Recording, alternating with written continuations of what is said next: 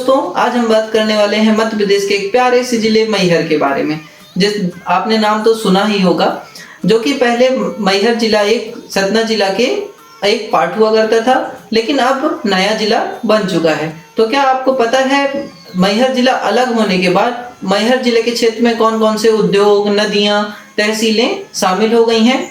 तो बिल्कुल शायद ही आपको पता होगा, लेकिन तो अभी भीतर आज भी ऐसे हमारे साथी हैं, छात्र हैं, जो मैहर जिले को सतना जिले के फैक्ट्स के बारे में याद कर रहे हैं। और यही जैसे एग्जाम में आएगा, आपकी जैसे अभी नई भर्ती पटवारी चल रही है, तो आप मैहर जिले के बारे में कुछ ना कुछ क्वेश्चन आएंगे, तो आप वही वाले क्वेश्चन गलत करके आना तय है।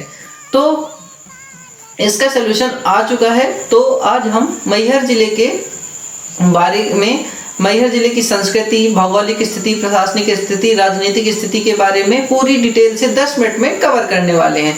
और इसी के साथ यदि मैहर जिले से संबंधित कोई भी क्वेश्चन आता है तो आपके पूरे मार्क्स मिलेंगे, क्योंकि यदि आप जानते हैं यदि 1 नंबर भी मिस हुआ आपका, तो हो सकता है आपके हाथ से सरकारी नौकरी छूट जाए। तो ऐसा बिल्कुल भी नहीं होगा, क्योंकि मैं इस वीडियो में आपको 10 मिनट में केवल मैहर जिले का पूरा A to Z, यानी कि पार्ट वाइज पार्ट आप देख सकते हैं। आप यदि आपको पार्ट वाइज पार्ट नहीं देखना है तो आप एक वीडियो, मैराथन वीडियो देख सकते हैं। तो हम इस वीडियो में पूरा कंप्लीट कवर करने वाले हैं। तो मैं आपका दोस्त @TalkWithSmartSir में स्वागत करता हूं। तो आज की इस वीडियो में हम बताने वाले हैं, यदि आप भी MPPSC, MP पटवारी या MP पुलिस या MPSI या फिर इसके अलावा MP से संबंधित किसी प्रकार की भर्ती की तैयारी कर रहे हैं, तो बिल्कुल सही चैनल पर आए हैं, क्योंकि हम इस चैनल में मध्य प्रदेश के पूरे A to Z जिले डालने वाले हैं, वो भी A to Z टॉपिक के साथ। ऐसा कोई टॉपिक नहीं होगा जो छूट जाए। यदि छूट जाता है तो आप हमें कमेंट बॉक्स में मैसेज कर दीजिएगा, तो हम उसको कवर अप कर लेंगे। ठीक है दोस्तों, तो चलिए वीडियो को शुरू करते हैं। उसके लिए आ जाते हैं अपने स्क्रीन पर एक में, जिसमें हम मैहर जिले का संपूर्ण परिचय पढ़ेंगे। ठीक है दोस्तों, तो चलिए वीडियो को शुरू करते हैं। तो सबसे पहले हम पार्ट 1 में पढ़ने वाले हैं मैहर जिले की जो संस्थापक हैं, इसके बाद उनकी स्थापना वर्ष, उस मैहर जिले का क्षेत्र क्या क्या है और मैहर जिले का क्षेत्रफल क्या है, ग्राम पंचायत की संख्या वहां कितनी है, थाना की संख्या कितनी है, जनसंख्या कितनी है मैहर की, और साथ में घनत्व कितना है, लिंगानुपात कितना है, साक्षरता और राजमार्ग क्या लगता है मैहर जिले का, और पिन कोड के साथ साथ वाहन पंजीकरण नंबर यानी कि RTO नंबर पढ़ेंगे। RTO नंबर के साथ टेलीफोन कोड, सीमावर्ती जिले यानी कि मैहर जिले के चारों तरफ कौन कौन से जिले छूते हैं। इसके बाद वर्षण पढ़ेंगे, कितनी वर्षा होती है वहां, और हम तापमान पढ़ेंगे, मिट्टियां पढ़ेंगे मैहर जिले की, जलवायु, साथ में वन क्षेत्र, वहां की भौगोलिक स्थिति कैसी है, और विधानसभा सीट, लास्ट में लोकसभा सीट पढ़ेंगे। इसी के साथ साथ मैहर जिले के अन्य नाम भी हम इस वीडियो में कवर करने वाले हैं। तो चलिए आगे बढ़ते हैं तो और देख लेते हैं बाकी पार्ट में हम क्या क्या पढ़ने वाले हैं। बाकी पार्ट में हम पढ़ने वाले हैं मैहर जिले के जनजातियां और नदियां, नदियों के साथ साथ मैहर जिले का जलप्रपात क्या है, कौन कौन से हैं, और वहां के पर्यटन और ऐतिहासिक क्षेत्र, धरोहरें, सभी उद्यान, ये सारी चीजें हम नेक्स्ट पार्ट में पढ़ेंगे। ये फर्स्ट पार्ट है, इसलिए मैं कंप्लीट बता देता हूँ, नेक्स्ट पार्ट में शॉर्ट में रहेगा। इसके बाद धार्मिक और उनकी संपूर्ण जानकारी, धार्मिक स्थल जो है मध्य प्रदेश मैहर के संग्रहालय जो है, और मैहर का विद्यालय और विश्वविद्यालय जो है मैहर क्षेत्र में, जिले में, वो पढ़ेंगे। मैहर जिले में कौन सी घाटी है ये भी पढ़ेंगे। मैहर जिले में लगने वाले मेला के नाम और उनकी पूरी डिटेल पढ़ेंगे। ठीक है दोस्तों, मैहर जिले के खनिज के बारे में पढ़ेंगे, मैहर जिले से संबंधित प्रमुख व्यक्ति पढ़ेंगे, और मैहर जिले के संपूर्ण रोचक तथ्य पढ़ेंगे। इसके बाद मैहर जिले का नाम मैहर कैसे पड़ा, ये सारी चीजें हम एक मतलब इस प्लेलिस्ट में कवर करने वाले हैं, पार्ट वाइज पार्ट। जिसको भी अगर पार्ट वाइज पार्ट नहीं देखना, तो मैं फाइनल जब पूरे पार्ट हो जाएंगे तो मैं पूरी की एक मैराथन वीडियो डाल दूंगा, तो आप एक बार में पूरा का पूरा मैहर जिला कवर कर लीजिएगा। 2-3 घंटे की वीडियो रहेगी, तो आप पूरा कवर कर लीजिएगा एक वीडियो में। और जिसको पार्ट वाइज पार्ट देखना है, तो आप सारी लिंक्स डिस्क्रिप्शन में डली मिल जाएंगी, तो आप देख लीजिएगा। ठीक है दोस्तों, तो अब शुरू करते हैं मैहर के बारे में डिटेल से। यहाँ पास सबसे पहले आता है मैहर जिला। मैहर जिला जिसे कि हम संगीत नगरी भी कहते हैं। तो ध्यान देखिएगा दोस्तों, यहाँ पास एक डाउट हो जाता है, सतना को क्या कहते हैं, सतना जिला को, क्योंकि मैहर सतना से अलग होके बना है, तो संगीत राजधानी मैहर कहलाती है, लेकिन संगीत नगरी जो कहलाती है वो संगीत राजधानी सतना कहलाएगी और संगीत नगरी जो है वो मैहर कहलाएगी। ठीक है दोस्तों, दोनों में कंफ्यूज मत होइएगा, संगीत राजधानी सतना है और संगीत नगरी मैहर है। इसके बाद दोस्तों आगे हम पढ़ेंगे लाइन से मैहर जिले के संस्थापक ठाकुर बेनी सिंह कछवाए व राजवंश के जो कि थे और जिन्होंने 1778 में स्थापना की थी। इसके बाद यहाँ का जो स्थापना वर्ष है मैहर का वो हम देख लेते हैं।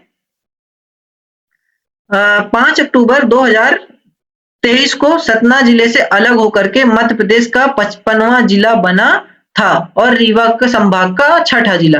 यानी कि आप समझ गए होंगे कि जो मैहर जिला है वो मध्य प्रदेश के हिसाब से 55 जिला बना था, 55वां नंबर, यानी कि सबसे लास्ट में अभी बना हुआ है।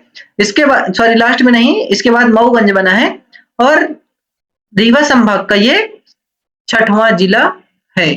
ठीक है दोस्तों, इसके बाद हम यहाँ का क्षेत्र जो है, ये क्षेत्र बुंदेलखंड और बघेलखंड का सम्मिश्रण कहलाता है, क्योंकि साइड में पन्ना है इस साइड और इस साइड आपका रीवा पूरा चलता है जो कि बघेलखंड चलता है। ठीक है दोस्तों, इसके बाद क्षेत्रफल यहाँ की बात कर लें तो 2722 वर्ग किलोमीटर है। यहाँ की जनसंख्या जो है लगभग 7,42,901 है, ग्रामीण और शहरी दोनों को मिला करके। इसके बाद यहाँ की साक्षरता जो है, साक्षरता लगभग 65 से 67% है। इसके बाद यहाँ की मिट्टी जो है, मिट्टी लाल पीली मिश्रित मिट्टी पाई जाती है और साथ में जलोढ़ मिट्टी भी पाई जाती है। इसके बाद यहाँ की जो भाषा है, भाषा बघेली है, लेकिन मुख्य रूप से बघेली बोली जाती है जो कि ग्रामीण क्षेत्र में, लेकिन यहाँ की मानक भाषा हिंदी है। इसके बाद मैहर जिले की तहसील जो है, मैहर जिले में कुल कितनी 3 तहसीलें हैं, मैहर, अमरपाटन और रामनगर। ठीक है दोस्तों, इसके बाद मैहर जिले में थानों की संख्या 7 है, जो कि यहाँ पास आप देख सकते हैं। एक मैहर हो गया, मैहर देहात हो गया और अमरपाटन, रामनगर, अमदरा, बदेरा और ताला, ये मैहर जिले के थाना हो गए। इसके बाद ग्राम पंचायत की जो संख्या है लगभग 245 मानी जाती है और विधानसभा की सीट जो है, विधानसभा 2 सीटें लगती हैं अब, क्यों मैहर की एक हो गई और एक अमरपाटन की हो गई। ठीक है दोस्तों, लोकसभा सीट जो सतना लोकसभा इनका क्षेत्र है, मतलब कि सतना लोकसभा क्षेत्र के अंतर्गत मैहर आता है। ठीक, और यहाँ का जो राजमार्ग है वो NH30 के अंतर्गत यहाँ से निकलता हुआ जाता है। ठीक है दोस्तों, इसके बाद यदि आप हमारे चैनल पर नए हैं तो प्लीज सब्सक्राइब जरूर कर लीजिएगा। तो इसी तरह की और भी जिलों के हम डालने वाले हैं। तो अब हम तापमान पढ़ लेते हैं। तापमान में मैहर जिले में जो ग्रीष्म ऋतु में तापमान रहता है वो लगभग 40 से 45 डिग्री सेल्सियस तक रहता है, जो कि अत्यधिक गर्म माना जाता है। और वर्षा ऋतु में यहाँ का मौसम सुहावना और आर्द्र रहता है थोड़ा सा। यहाँ 25 डिग्री सेल्सियस से 28 डिग्री सेल्सियस तक तापमान रहता है। औसतन वर्षा जो होती है 1000 मिलीमीटर से 1200 मिलीमीटर तक, और कह सकते हैं 39 इंच से 47 इंच तक रहती है। शीत ऋतु में काफी ठंडा मौसम रहता है, यहाँ का तापमान 10 डिग्री से 14 डिग्री सेल्सियस तक रहता है। ठीक है दोस्तों, इसके बाद हम कवर करने वाले हैं सतना मैहर जिले के जो भी नंबर सिस्टम है। मैहर जिले के नंबर सिस्टम कौन कौन से है, जैसे पिन कोड है 485771 है ये मैहर जिले का। और वाहन पंजीकरण नंबर जो है, यानी कि RTO कोड आप जानते होंगे, जो गाड़ी 4 व्हीलर या किसी भी वाहन के पीछे लिखा रहता है, तो MP 76 जारी हो चुका है। इसके बाद जो टेलीफोन कोड है वो 07672 चलता है, जो कि सतना का भी यही है। यहाँ की साक्षरता जो है 65 से 67% तक है।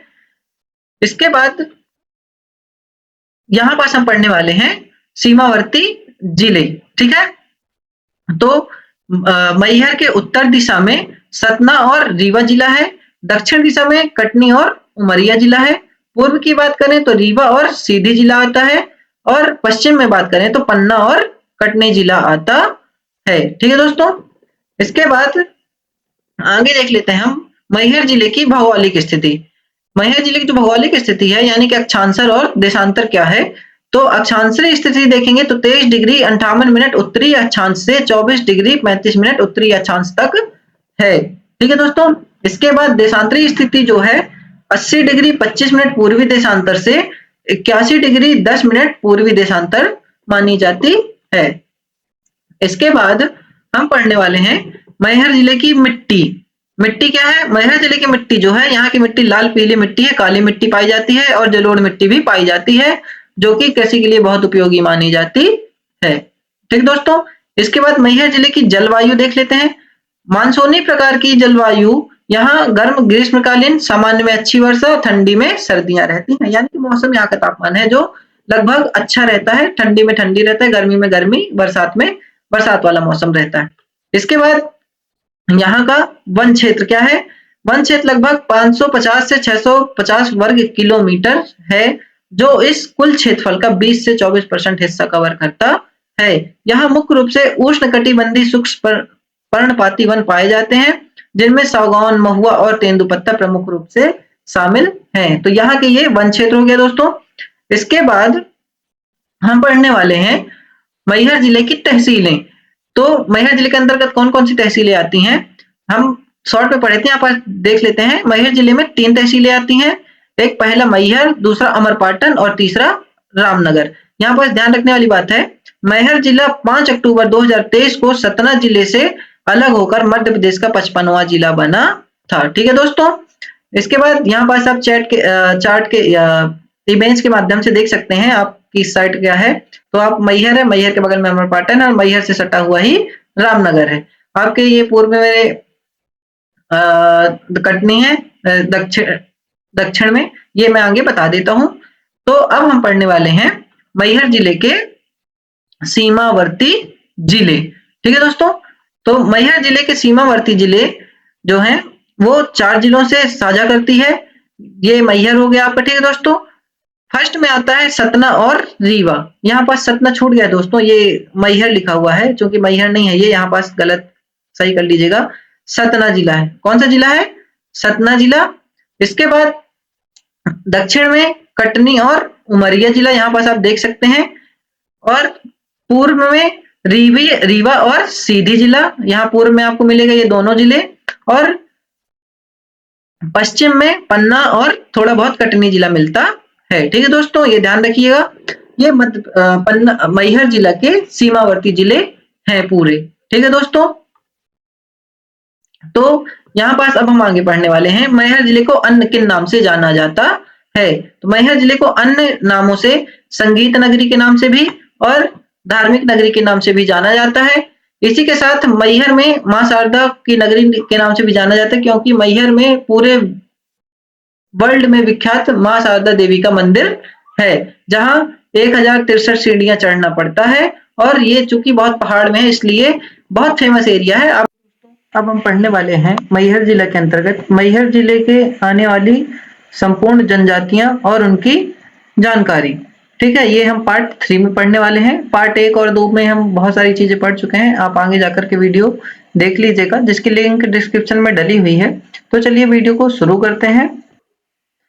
तो मैहर जिले की प्रमुख जनजातियां जो हैं और उनकी संस्कृति, जीवन शैली, परंपरा एक अनूठा संगम है। ये सारी डिटेल हम यहाँ पास पढ़ने वाले हैं। इसी के साथ यहाँ पास हम शॉर्ट में डिटेल पढ़ेंगे, इसके बाद हम थोड़ा सा लॉन्ग में डिटेल पढ़ेंगे। यदि आपको शॉर्ट में पढ़ना है तो देख लीजिएगा, लॉन्ग में डिटेल पढ़ना हो तो पूरी वीडियो देख लीजिएगा। तो चलिए शुरू करते हैं। सबसे पहले नंबर पर आती है कोल जनजाति, जिसे कोल ट्राइब्स भी कहा जाता है। इसके साथ ही इसका परिचय जो देख लेते हैं, यह विंध्य क्षेत्र की सबसे प्रमुख और बहुसंख्यक जनजातियों में से एक है। ये केवल मैहर की नहीं, पूरे विंध्य क्षेत्र की सबसे बहुसंख्यक वाली जनजाति है। इसका जीवन यापन जो है, इनका मुख्य पेशा कृषि, मजदूरी, वनोपज संग्रहण और पारंपरिक श्रम कार्य है। वनोपज संग्रहण मतलब कि वन से जो भी वस्तुएं या पेड़ पौधे के द्वारा बहुत सारी चीजें होती हैं, उनका व्यवसाय करके इनका जीवन यापन चलता है। इनकी संस्कृति और पर्व में कर्मा पूजा होती है, जीवतिया और स्थानीय देव देवताओं की आराधना होती है। ठीक है दोस्तों, फिर सेकंड नंबर पर आती है गोंड जनजाति। ठीक, इसका परिचय है मध्य प्रदेश के सबसे बड़े आदिवासी समूहों में से एक, जो मैहर के वनी अंचलों में निवास करता है। ये गोंड जनजाति मध्य प्रदेश में सबसे ज्यादा पाई जाने वाली जनजाति है। इसके बाद जीवन यापन जो है मुख्य रूप से खेती किसानी, पशुपालन और जंगल से जुड़ी आजीविका पर निर्भर करती है। इसी के साथ संस्कृति और कला में यह विशेष गोंडी भाषा होती है, इनकी अलग समृद्ध और लोक कथाएं और प्रकृति के पुजारी होते हैं। यहाँ पर हम शॉर्ट में पढ़ रहे हैं, ठीक है दोस्तों, आगे जाके हम डिटेल में पढ़ेंगे। थर्ड में आती है बैगा जनजाति। तो इसका परिचय देख लेते हैं। अत्यंत प्राचीन और विशिष्ट जनजाति होती है जो जड़ी बूटियों के ज्ञान में निपुण मानी जाती है, ठीक है दोस्तों। इसके बाद जीवन यापन पारंपरिक रूप से वन आधारित जीवन और वनोपज संग्रहण से होता है। संस्कृति देख लेते हैं। विशिष्ट जनजाति संस्कृति टैटू कला, गुदना और पारंपरिक नृत्यों जैसे कर्मा के लिए प्रसिद्ध है। फिर आते हैं पनिका जनजाति। मैहर के क्षेत्र में सामाजिक ताने बाने का एक महत्वपूर्ण हिस्सा है। जीवन यापन इनका जो है, इनका पारंपरिक और मुख्य व्यवसाय वस्त्र बुनाई और कृषि कार्य है, ठीक है दोस्तों। इसके बाद संस्कृति जो है, इनकी संस्कृति कबीरपंथी विचारधारा का गहरा प्रभाव देखने को मिलेगा और अपनी सादगी के लिए जाने जाते हैं। तो ये शॉर्ट में डिटेल रही। अब हम पढ़ने वाले हैं इनकी थोड़ी सी लॉन्ग में डिटेल। तो चलते हैं आगे। तो एक चीज पहले, यदि आप हमारे चैनल पे हैं तो प्लीज चैनल को लाइक और सब्सक्राइब जरूर कर लीजिएगा, ताकि इसी तरह की मध्य प्रदेश संबंधित सभी जिले की जानकारी आपको मिल सके। तो सबसे पहले नंबर पर आती है कोल जनजाति, ठीक है दोस्तों। तो कोल जनजाति जो है, यह सबसे बड़ा प्रमुख समूह होता है। परिचय इसका यह मैहर और विंध्य क्षेत्र की सबसे प्रमुख और बहुसंख्यक जनजातियों में से एक है, ठीक। सेकंड नंबर पे जीवन यापन इनका क्या है, इनका मुख्य पेशा कृषि, मजदूरी, वनोपज जैसे तेंदुपत्ता, महुआ संग्रहण करके या फिर पारंपरिक श्रम कार्य करके ही इनका जीवन यापन निर्वाह होता है। संस्कृति एवं पर्व, यह जनजाति अपनी समृद्ध लोक संस्कृति, पारंपरिक गीतों और नृत्यों जैसे कर्मा, दहिला के लिए जानी जाती है। इनके प्रमुख पर्वों में कर्मा पूजा, जिउतिया और स्थानीय देव देवताओं की आराधना शामिल है, ठीक है दोस्तों। यहाँ पर ध्यान रखना है, इनका जो नृत्य है वो कर्मा और दहिला है, ठीक। फिर इसके बाद गोंड जनजाति आती है। तो गोंड जनजाति मध्य प्रदेश की एक बड़ी जनजाति है और मैहर जिले की पहाड़ी क्षेत्रों जैसे मैहर के पहाड़ क्षेत्र में और रामनगर के और मझगांवा के जंगली इलाकों में सबसे ज्यादा पाई जाने वाली जनजाति है। फिर परिचय इसका देख लेते हैं। यह मध्य प्रदेश के सबसे बड़े आदिवासी समूहों में से एक है, जो मैहर के ग्रामीण और वनी अंचलों में भी निवास करता है, ठीक। इनका जीवन यापन जो है, गोंड जनजाति के लोग मुख्य रूप से खेती किसानी, पशुपालन और जंगल में जुड़ी आजीविका पर निर्भर होते हैं, ठीक है दोस्तों। इसके बाद संस्कृति और कला देख लेते हैं। इनकी अपनी विशिष्ट भाषा गोंडी भाषा होती है, हालांकि अब ये धीरे धीरे समाप्ति के कगार पर है, आपको शहरी इलाकों में बहुत कम ही देखने को मिलेगा। समृद्ध लोक कथाएं और पारंपरिक कला है। यह प्रकृति के पूजक होते हैं और इनका जो सबसे बड़ा देवता होता है वो बड़ा देव माना जाता है। इनके मुख्य देवता के रूप में पूजा होती है, ठीक है। तो दोस्तों, एक बड़ा देव होता है, एक दूल्हा देव होते हैं, एक ठाकुर देव होते हैं। तो ये तीनों देव होते हैं, ध्यान रखना है। इसके बाद नेक्स्ट में हम देख लेते हैं बैगा जनजाति। तो बैगा जनजाति जिले के ऊपरी हिस्से जैसे मझगांवा और चित्रकूट से सटे जंगलों में खैरवर जनजाति के निवास करते हैं। यह मैहर जिले में बहुत ही कम पाई जाती है, किसी किसी क्षेत्र में। नामकरण का कारण क्या है? पारंपरिक रूप से यह जनजाति खैर यानी कत्था के पेड़ से खैर का पेड़ से कत्था बनाने का काम करती थी, इसी कारण इसे खैरवार या खैरुआ भी कहा जाता है। ध्यान रखिएगा, बैगा जनजाति को खैरवार या खैरुआ जनजाति भी कहा जाता है। फिर संस्कृति कला, खैरवार, यहाँ पर दोस्तों एक चीज गलत हो गया है, यहाँ पर बैगा जनजाति नहीं है, खैरवार जनजाति है। कौन सी जनजाति?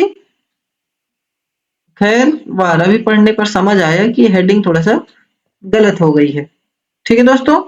ये खैरवार जनजाति पाई जाती है, बैगा जनजाति मैहर जिले में नहीं पाई जाती है, ठीक है, एक बार समझ लीजिएगा। फिर संस्कृति में और कला में खैरवार लोग कर्मा नृत्य करते हैं, ये अत्यंत साहसी माने जाते हैं। इसी के बाद वर्तमान स्थिति जो है इनकी, सरकार द्वारा खैर कत्थे के पेड़ों की कटाई पर रोक लगाने के बाद यह जनजाति पारंपरिक काम छोड़कर खेती, मजदूरी, अन्य छोटे छोटे व्यवसायों में संलग्न हो गई है।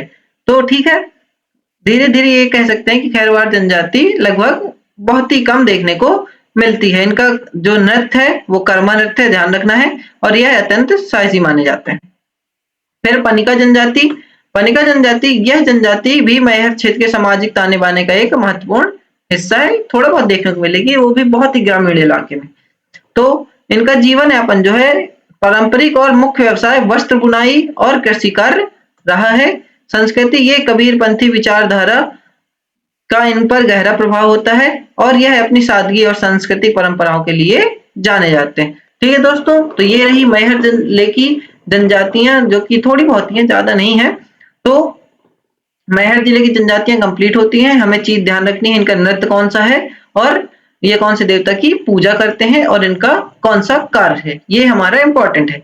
तो इसी तरीके से और वीडियोस के एमपी के सभी जिलों की ऐसे ही और वीडियोस के लिए आप हमारे चैनल को सब्सक्राइब और वीडियो को लाइक जरूर कर लीजिएगा। और जिन्होंने पिछले पार्ट नहीं देखे हैं तो वो पार्ट डिस्क्रिप्शन में लिंक डली है पूरे, तो आप वहां से भी जाकर के देख सकते हैं। ठीक है दोस्तों, तो मिलते हैं नेक्स्ट वीडियो में। Thank you. तो दोस्तों अब हम पढ़ने वाले हैं मैहर जिला के पार्ट 4 के अंतर्गत मैहर जिला की सभी नदियां और उनकी संपूर्ण जानकारी। ठीक है दोस्तों, तो चलिए वीडियो को शुरू करते हैं।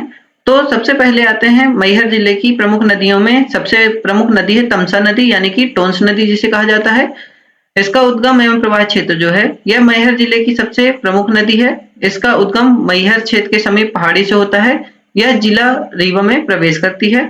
ठीक, इसके बाद सांस्कृतिक महत्व क्या है इसका। महर्षि वाल्मीकि का आश्रम इस नदी की तट पर था और जहां उन्होंने रामायण की रचना की थी। क्रौच वध की घटना के बाद पहला श्लोक यहीं निकला, ऐसा माना जाता है। इसका उपयोग सिंचाई, पेयजल, स्थानीय आवश्यकताओं की पूर्ति के लिए उपयोग में किया जाता है। इसके अलावा उपनदियां हैं मैहर जिले में। सर्वमंगल नदी के नाम से भी है एक। मैहर के पास बहने वाली छोटी एवं महत्वपूर्ण नदी, इसके तट पर सर्वमंगल डैम भी स्थित है, जो पिकनिक और सिंचाई का प्रमुख स्थल रहा है। इसके अलावा यहाँ छोटे छोटे नाले हैं, नदियां हैं, तो जो गांव के लोगों की आपूर्ति करते हैं। ठीक दोस्तों, इसकी हम लॉन्ग में डिटेल पढ़ लेते हैं, तो देख लेते हैं एक एक करके। सबसे पहले नंबर पे जैसे हम पढ़े हैं तमसा नदी या टोंस नदी, तो जो मैहर जिले की मुख्य जीवन रेखा कहलाती है। यह मैहर जिले की सबसे बड़ी और सबसे महत्वपूर्ण नदी है, जिसे पौराणिक ग्रंथों में तमसा कहा गया है। ठीक है दोस्तों, ध्यान रखना है। इसके बाद उद्गम क्षेत्र क्या है। यह मैहर क्षेत्र के पास स्थित झुकेही कैमूर पहाड़ियों में तामाकुंड से निकलती है। ठीक, इसके बाद बहाव व संगम, यह मैहर जिले से बहते हुए रीवा से होकर उत्तर प्रदेश में प्रवेश करती है और सिरसा प्रयागराज के पास गंगा नदी में जाकर के मिल जाती है। यानी कि उद्गम स्थल का क्या कहलाया, मैहर का झुकेही के पास कैमूर पहाड़ी है, वहां उद्गम स्थल कहलाया, और इसका जो समापन स्थल है वो प्रयागराज यानी कि इलाहाबाद जिसे पहले कहते थे, वहां पर सिरसा है, वहां जो इलाहाबाद गंगा नदी बहती है वहां जाकर के इसका समापन हो जाता है। इसका महत्व, इसके तट पर मैहर, चित्रकूट और बिरसिंहपुर जैसे प्रसिद्ध धार्मिक स्थल भी बसे हुए हैं। रामायण के अनुसार भगवान राम ने वनवास की पहली रात इसी तमसा नदी के तट पर बिताई थी। ठीक है दोस्तों, इसके बाद सांस्कृतिक और ऐतिहासिक महत्व। तमसा नदी के तट पर प्राचीन काल में कई ऋषि मुनियों के आश्रम हुआ करते थे। पौराणिक मान्यताओं के अनुसार इस नदी के तट पर महर्षि वाल्मीकि का आश्रम था, जहां उन्होंने रामायण की रचना की थी और कौंच वध की घटना के बाद उनके मुंह से पहला श्लोक निकला था। ये रहा यहाँ का इंपॉर्टेंट फैक्ट। इसका उपयोग वैसे जल सिंचाई, पेयजल और स्थानीय आवश्यकताओं को पूरा करने में महत्वपूर्ण भूमिका निभाता है। इसके अलावा यहाँ की उपनदियां स्थानीय जलधाराएं। सर्वमंगल नदी जो है मैहर क्षेत्र के पास से बहने वाली यह महत्वपूर्ण और छोटी जलधारा है, जिसके तट पर सर्वमंगल डैम भी स्थित है, जो इस क्षेत्र का प्रमुख पिकनिक और सिंचाई स्थल भी माना जाता है। ठीक दोस्तों, तो ये रहा मैहर जिले का पूरा।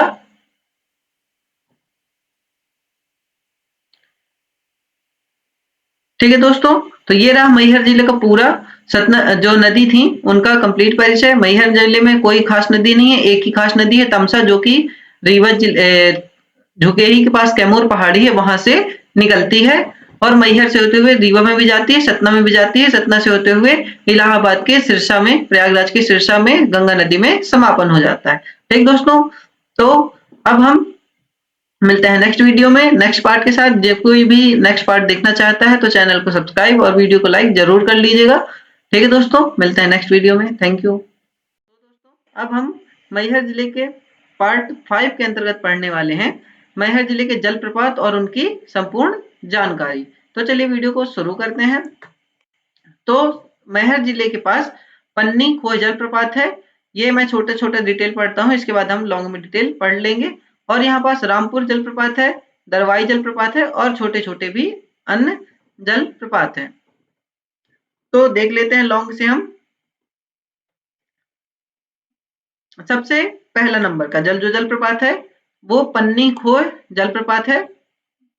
इसकी स्थिति, यह मैहर जिले से प्रसिद्ध और मुख्य जलप्रपात है जो मैहर शहर से लगभग 14 किलोमीटर या 15 किलोमीटर के दूर पर स्थित है। इसके बाद विंध्य पर्वतीय क्षेत्र और घने जंगलों के बीच यह झरना 200 से 250 फीट की ऊंचाई से नीचे गिरता है। ऊंचाई से गिरते पानी की बौछारें यहाँ की हवा में ठंडक और नमी बनाए रखती हैं। ठीक है दोस्तों, इसके बाद धार्मिक और सांस्कृतिक महत्व। इस जलप्रपात के ठीक पास पहाड़ी की एक प्राकृतिक गुफा खोह के अंदर प्राचीन धार्मिक स्थल है जहां मां दुर्गा, भगवान शिवलिंग और माता काली की मूर्ति स्थापित है। यहाँ एक प्राकृतिक हवन कुंड भी बना हुआ है।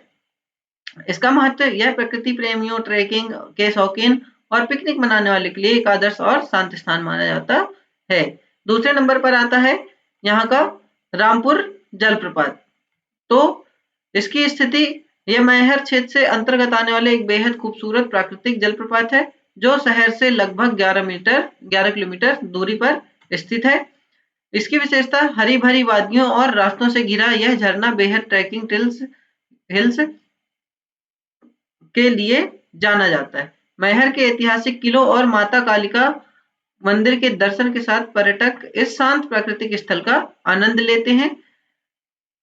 इसके अलावा थर्ड नंबर पे आता है दरवाई जलप्रपात। तो यह मैहर क्षेत्र के पास ही एक स्थित अन्य प्राकृतिक वाटरफॉल है। यह शांत वातावरण और सुगम मार्ग इसे परिवारों और सैलानियों के लिए एक बेहतरीन पिकनिक स्पॉट बनाता है। यहाँ चारों तरफ फैली हरियाली पर्यटकों को आकर्षित करती है। यानी कि सीधी सी बात है, झरना होगा तो हरियाली तो होगी ही। इसके अलावा यहाँ पास अन्य जो स्थानीय बरसात झरने हैं जो कि बरसात के मौसम में रहते हैं, फिर इसके बाद धीरे धीरे समाप्त हो जाते हैं। फिर जैसे बरसात आती है तो फिर पानी वहां आ जाता है। तो इस तरह के बहुत सारे वहां लगभग 2-3 झरने और हैं, जिसको भी अभी कभी टाइम लगे तो घूमने जरूर जाएं। तो ये रहे मैहर जिले के जलप्रपात। अब हम मैहर जिले का नेक्स्ट पार्ट पढ़ेंगे। तो जिसको भी नेक्स्ट पार्ट पढ़ना है, देखना है, तो वो चैनल को सब्सक्राइब और वीडियो को लाइक जरूर कर लेगा ताकि नेक्स्ट वीडियो की इन्फॉर्मेशन मिल सके। तो मिलते हैं नेक्स्ट वीडियो में। थैंक यू दोस्तों। अब हम मैहर जिले के संपूर्ण परिचय पार्ट 6 के अंतर्गत पढ़ने वाले हैं। मैहर जिले के पर्यटन और ऐतिहासिक धरोहर क्षेत्र और उनकी पूरी संपूर्ण डिटेल। ठीक, तो चलिए वीडियो को शुरू करते हैं। मैहर जिले के अंतर्गत सबसे प्रमुख जो है माना जाता है, सबसे प्रमुख जो कि विश्व के साथ साथ पूरे भारत देश में भी प्रसिद्ध है, पहला नंबर पर आता है मां शारदा देवी का प्राचीन मंदिर जो कि त्रिकूट पर्वत पर स्थित है। और दूसरा है जो मैहर का ऐतिहासिक फोर्ट। ठीक, तो चलिए इसको थोड़ी सी यहाँ पर शॉर्ट में देख लेते हैं, इसके बाद लॉन्ग से डिटेल हम आगे देख लेंगे। तो मैहर जिले की जो मां शारदा देवी का मंदिर है, यह मैहर का प्रतिष्ठित आध्यात्मिक केंद्र त्रिकूट पर्वत पर 600 फीट की ऊंचाई पर 51 शक्तिपीठों में से एक है, जहां मां सती का हार गिरा था। ठीक, ऐसा माना जाता है। इसके बाद ऐतिहासिक जो मान्यता है, यह अमर योद्धा आल्हा और उदल की साधना की स्थली है जो आज भी माता को पूजने आते हैं। तो ये रहा, ऐसा माना जाता है आज भी कि जब भी मैहर का जो पट है ना वो खुलता है तो वहां एक फूल चढ़ा हुआ मिलता है। और ऐसा माना जाता है कि वो फूल सबसे पहले जो हमारे आल्हा और उदल अमर योद्धा थे तो वो आकर के यहाँ पर चढ़ा करके जाते हैं। ठीक, इसके बाद मुख्य विशेषता जो है, इसकी 1063 सीढ़ियों का मार्ग है। श्रद्धालुओं के लिए अब रोपवे का भी उपयोग होने लगा है। फिर मैहर का ऐतिहासिक किला जो है, त्रिकूट पर्वत और आसपास के क्षेत्रों में पहला यह प्राचीन किला ऐतिहासिक धरोहर है। इसके अलावा त्रिकूट पर्वत पर जो भी है हम डिटेल से आगे देख लेते हैं। तो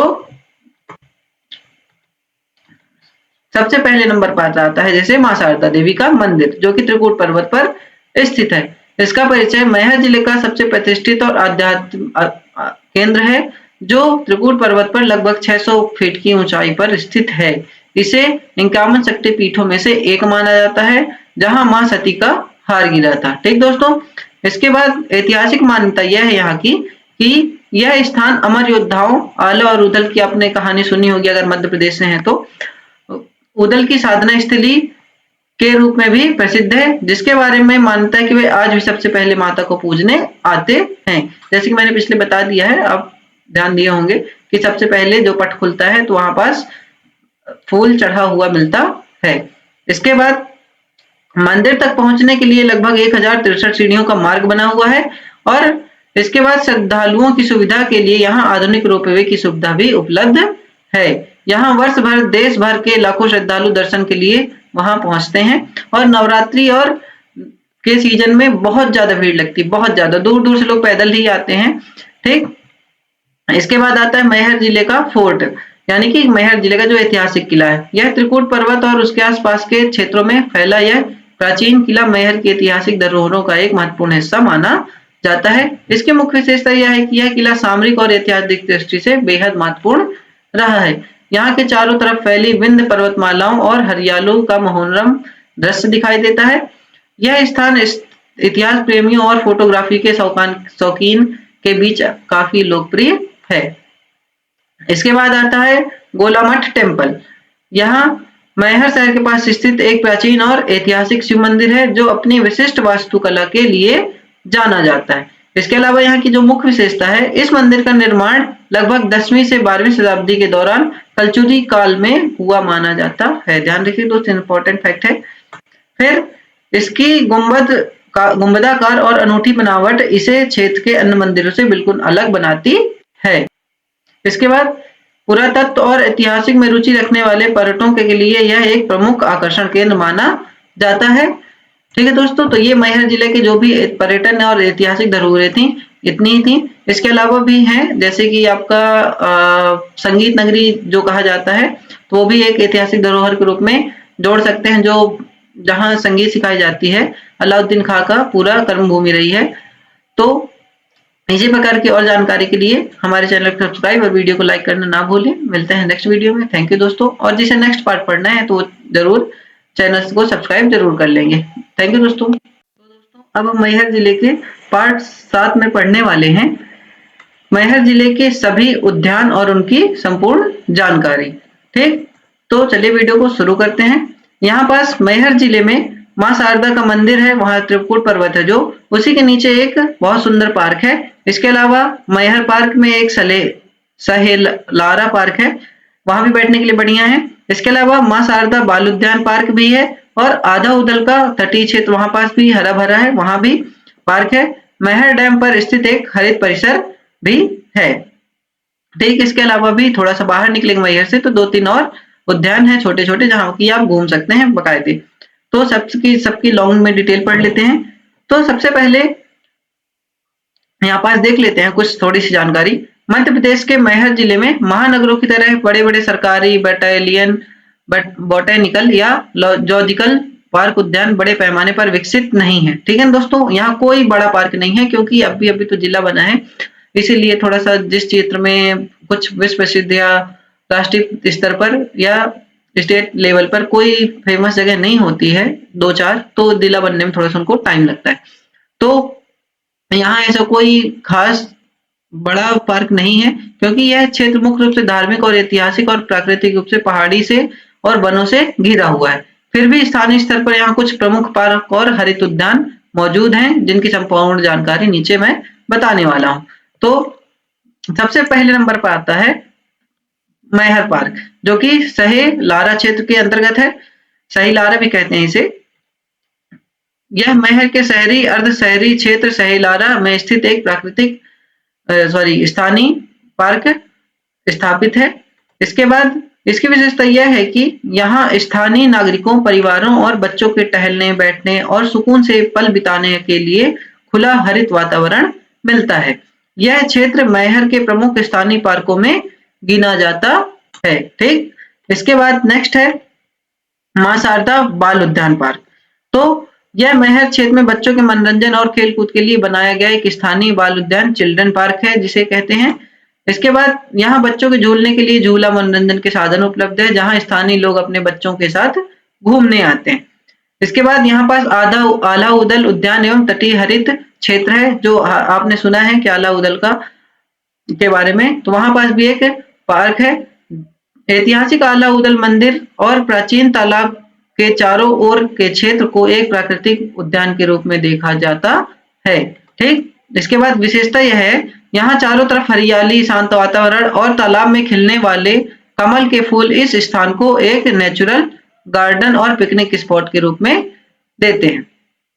मैहर जिले के अन्य प्रमुख पार्क जो हैं तो वो भी देख लेते हैं, जैसे त्रिकूट पर्वत वन उद्यान परिसर, मां शारदा देवी मंदिर के पास पहाड़ी और वनीय क्षेत्र जो है वो भी पूरा एक पार्क के रूप में देख सकते हैं, क्योंकि घूमने में बहुत अच्छा लगता है।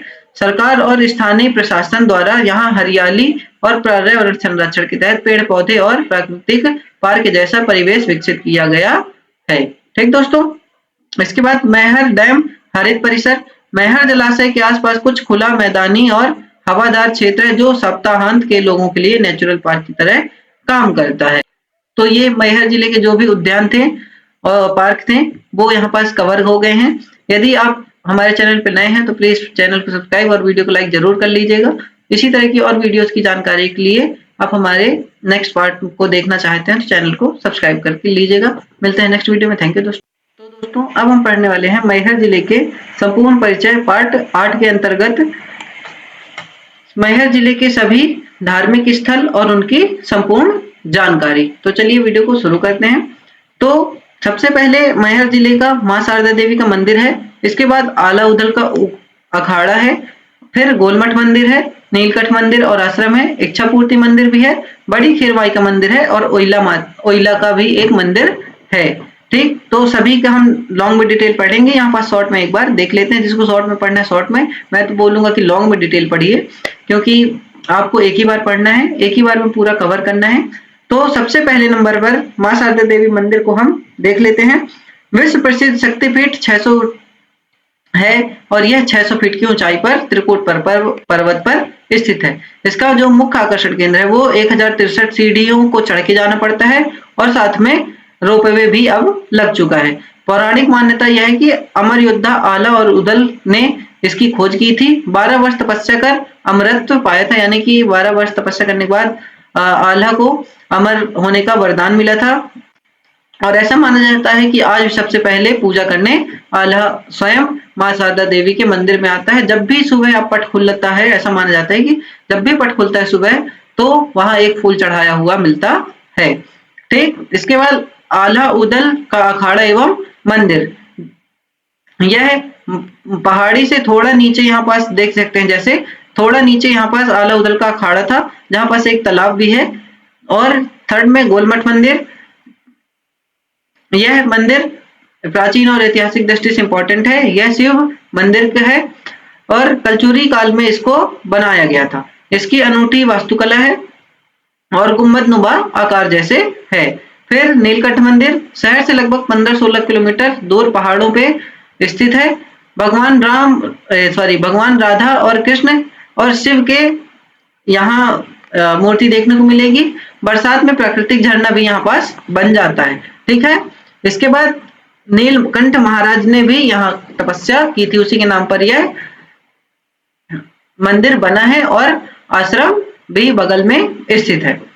फिर इसके बाद आता है इच्छापूर्ति मंदिर। मैं तो यही बोलूंगा, जो भी अगर मैहर जाता है तो मां शारदा देवी के मंदिर के साथ साथ यहाँ 5-6 बजे के बाद इच्छापूर्ति मंदिर जरूर घूमे, बहुत ही प्यारा है।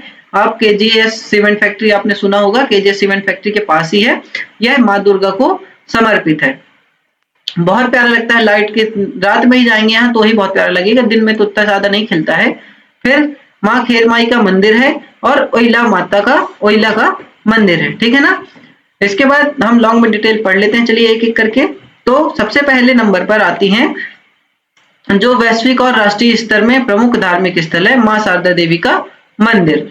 तो इसका स्थान जो है यह सतना शहर से लगभग 50 किलोमीटर दूर मैहर के त्रिकुट पर्वत की 600 फीट की ऊंची चोटी पर स्थित है।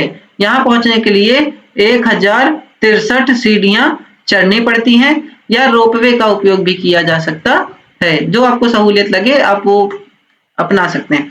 इसके बाद इतिहास व मान्यता यह है कि यह भारत के प्रसिद्ध 51 शक्ति पीठों में से एक है। माना जाता है कि यह यहाँ पास सती का हार गिरा था, यानी कि आभूषण गिरा था, जिसके नाम पर माई का हार पहले पड़ा और धीरे धीरे कन्वर्ट होकर के मैहर हो गया। यहाँ पास आधा उदल की कथा मानी जाती है। स्थानीय मान्यताओं के अनुसार बुंदेलखंड के वीर योद्धा आला और उदल माँ के परम भक्त थे। उन्होंने ही जंगलों के बीच इस मंदिर की खोज की थी। कहा जाता है कि आज भी रात के समय पट बंद होने के बाद आला अदृश्य रूप में आकर माँ की सबसे पहली पूजा ब्रह्म मुहूर्त में करते हैं और मंदिर में ताजा फूल चढ़ा मिलता है। ये एक खासियत है मैहर जिले की। ठीक, इसके बाद सेकंड नंबर पे आता है आला उदल का अखाड़ा और वहीं पास मंदिर। तो मां शारदा देवी का मंदिर तलहटी और जंगलों के बीच ऐतिहासिक आला उदल का अखाड़ा स्थित, तलहटी यानी कि नीचे स्थित है। ठीक, मुख्य आकर्षण केंद्र जो है यह स्थान बुंदेलखंड के महान योद्धाओं आला और उदल के इतिहास से जुड़ा हुआ है। यहाँ एक प्राचीन तालाब का मंदिर है और जो इतिहास और वीरता के प्रेमियों के लिए एक महत्वपूर्ण तीर्थ स्थल है। थर्ड नंबर पे आता है गोलमठ मंदिर या गोला मठ मंदिर। मैहर का गोला मठ एक प्राचीन और ऐतिहासिक शिव मंदिर है जो अपनी अनूठी वास्तुकला के लिए जाना जाता है। मुख्य आकर्षण जो है कलचुरी काल की वास्तुकला का यह एक बेजोड़ नमूना है। मंदिर की बनावट और इसकी संकीर्ण गुंबदनुमा शैली पर्यटकों और धार्मिक इतिहास में रुचि रखने वालों को बहुत ही आकर्षण करती है। ठीक दोस्तों, इसके बाद चौथे नंबर पर आता है आपका नीलकंठ का मंदिर और यहीं पास जो आश्रम है। तो इसकी विशेषता यह है कि मैहर मुख्य शहर से लगभग 15 से 16 किलोमीटर, 15 से 16 नहीं, 15 से 16 किलोमीटर दूर स्थित यह प्राकृतिक हरियाली और पहाड़ों के बीच स्थित है, जो कि बहुत प्यारा लगता है। मुख्य आकर्षण क्षेत्र यह है, इस पावन स्थल पर भगवान राधा कृष्ण और भगवान शिव का मंदिर है। यहाँ नीलकंठ महाराज ने तपस्या की थी। बरसात के मौसम में यहाँ का प्राकृतिक झरना और शांत वातावरण श्रद्धालुओं को मंत्रमुग्ध कर देता है। ठीक दोस्तों, ये एक मैहर जिला का नीलकंठ जो मंदिर है आश्रम, इसकी विशेषता है। इसके बाद इच्छापूर्ति मंदिर, जिसे मैं बार बार बोलूंगा कि आप कभी हो टाइम लगे तो जाइए, जो कि केजीएस जो फैक्ट्री है, सीमेंट फैक्ट्री है, उसी का पास स्थित है। तो विशेषता इसकी यह है कि मैहर के आधुनिक वास्तुकला और सुंदरता का एक बेहतरीन उदाहरण यह मंदिर माँ दुर्गा को समर्पित है। ठीक, इसके बाद मुख्य आकर्षण क्षेत्र जो है मंदिर परिसर में खूबसूरत नक्काशी, सुंदर बगीचे, फव्वारे और स्फटिक शिवलिंग स्थापित है। रात के समय रंग बिरंगी पर रोशनियों से यह मंदिर बेहद भव्य दिखाई देता है। ठीक, इसके बाद आते हैं आगे बड़ी माँ खेरमाई का मंदिर है। मैहर के स्थानीय और पारंपरिक आस्था का प्रमुख केंद्र माना जाता है। मुख्य आकर्षण जो है ग्राम देवी और नगर की रक्षा करने वाली खेरमाई माता के इस मंदिर में स्थानीय लोगों को की अटूट श्रद्धा है। नवरात्रि और अन्य विशेष अवसरों पर यहाँ भारी भीड़ जुटती है। इसके साथ ही ओइला का मंदिर है। यह मैहर के प्राचीन और प्रसिद्ध मंदिरों में से एक है, जो मुख्य रूप से माता दुर्गा को समर्पित है। ये मैहर में ही स्थित है। अगर खास मैहर बोले तो खासी मैहर में 1 किलोमीटर बस स्टैंड से लगभग 1 से 2 किलोमीटर की दूरी पर स्थित है। आप कभी भी जाना चाहें तो देखेंगे, बहुत ही सुंदर है यहाँ भी। फिर मुख्य आकर्षण यह है, यह माता दुर्गा की बहुत भव्य प्रतिमा के साथ भगवान शिव और गणेश जी के भी दर्शन होते हैं ओइला मंदिर में। ठीक, तो ये रही मैहर जिले की धार्मिक स्थलों की पूरी जानकारी।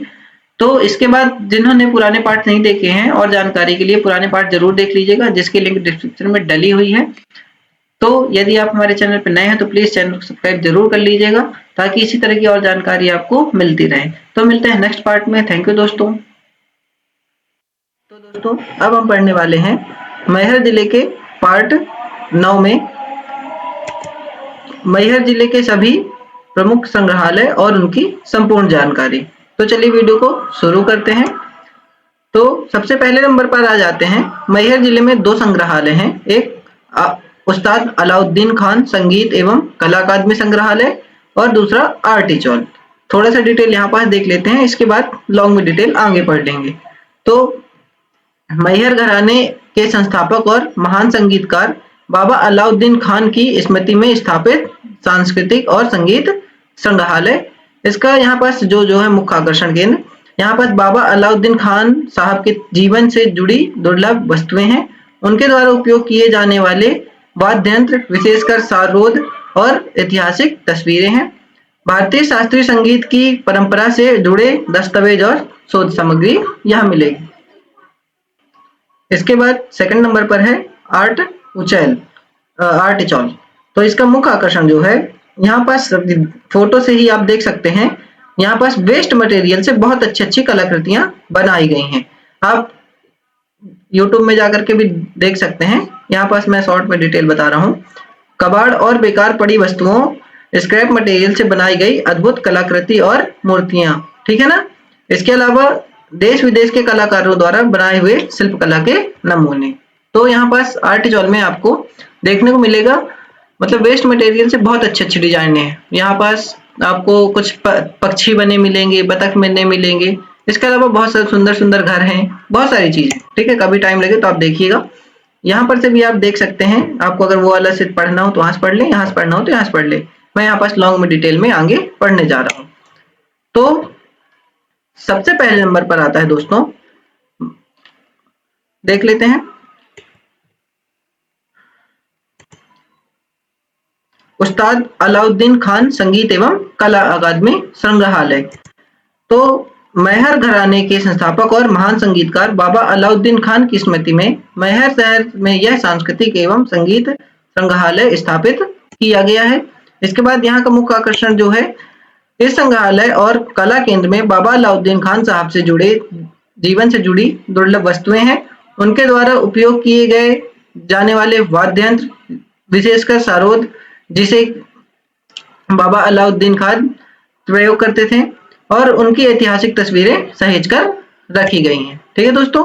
इसके बाद यहाँ संगीत प्रेमियों और शोधकर्ताओं के लिए भारतीय शास्त्रीय संगीत की परंपरा से जुड़े दस्तावेज और सामग्रियां उपलब्ध हैं, ठीक है। इसके बाद नेक्स्ट में है दोस्तों आर्टिचौल। तो देख लेते हैं आर्टिचौल। यह मैहर के इचौल गांव में स्थित एक आधुनिक कला संग्रहालय और क्रिएटिव सेंटर है। यह मैहर से लगभग 15 किलोमीटर सतना की तरफ जब जाएंगे तो आपको ये देखने को मिल जाएगा। फिर इसका मुख्य आकर्षण जो है, यह स्थान कला प्रेमियों के लिए अपनी जन्नत से कम नहीं है। यहाँ देश विदेश के कलाकारों द्वारा कबाड़ और बेकार पड़ी वस्तुओं से बनाई गई अद्भुत कलाकृतियां और मूर्तियों की एक विशाल इंडोर आर्ट गैलरी मौजूद है, ठीक है। इसके बाद यहाँ विभिन्न देशों के कलाकारों के बनाए हुए शिल्पकला के नमूने देखने को मिलते हैं।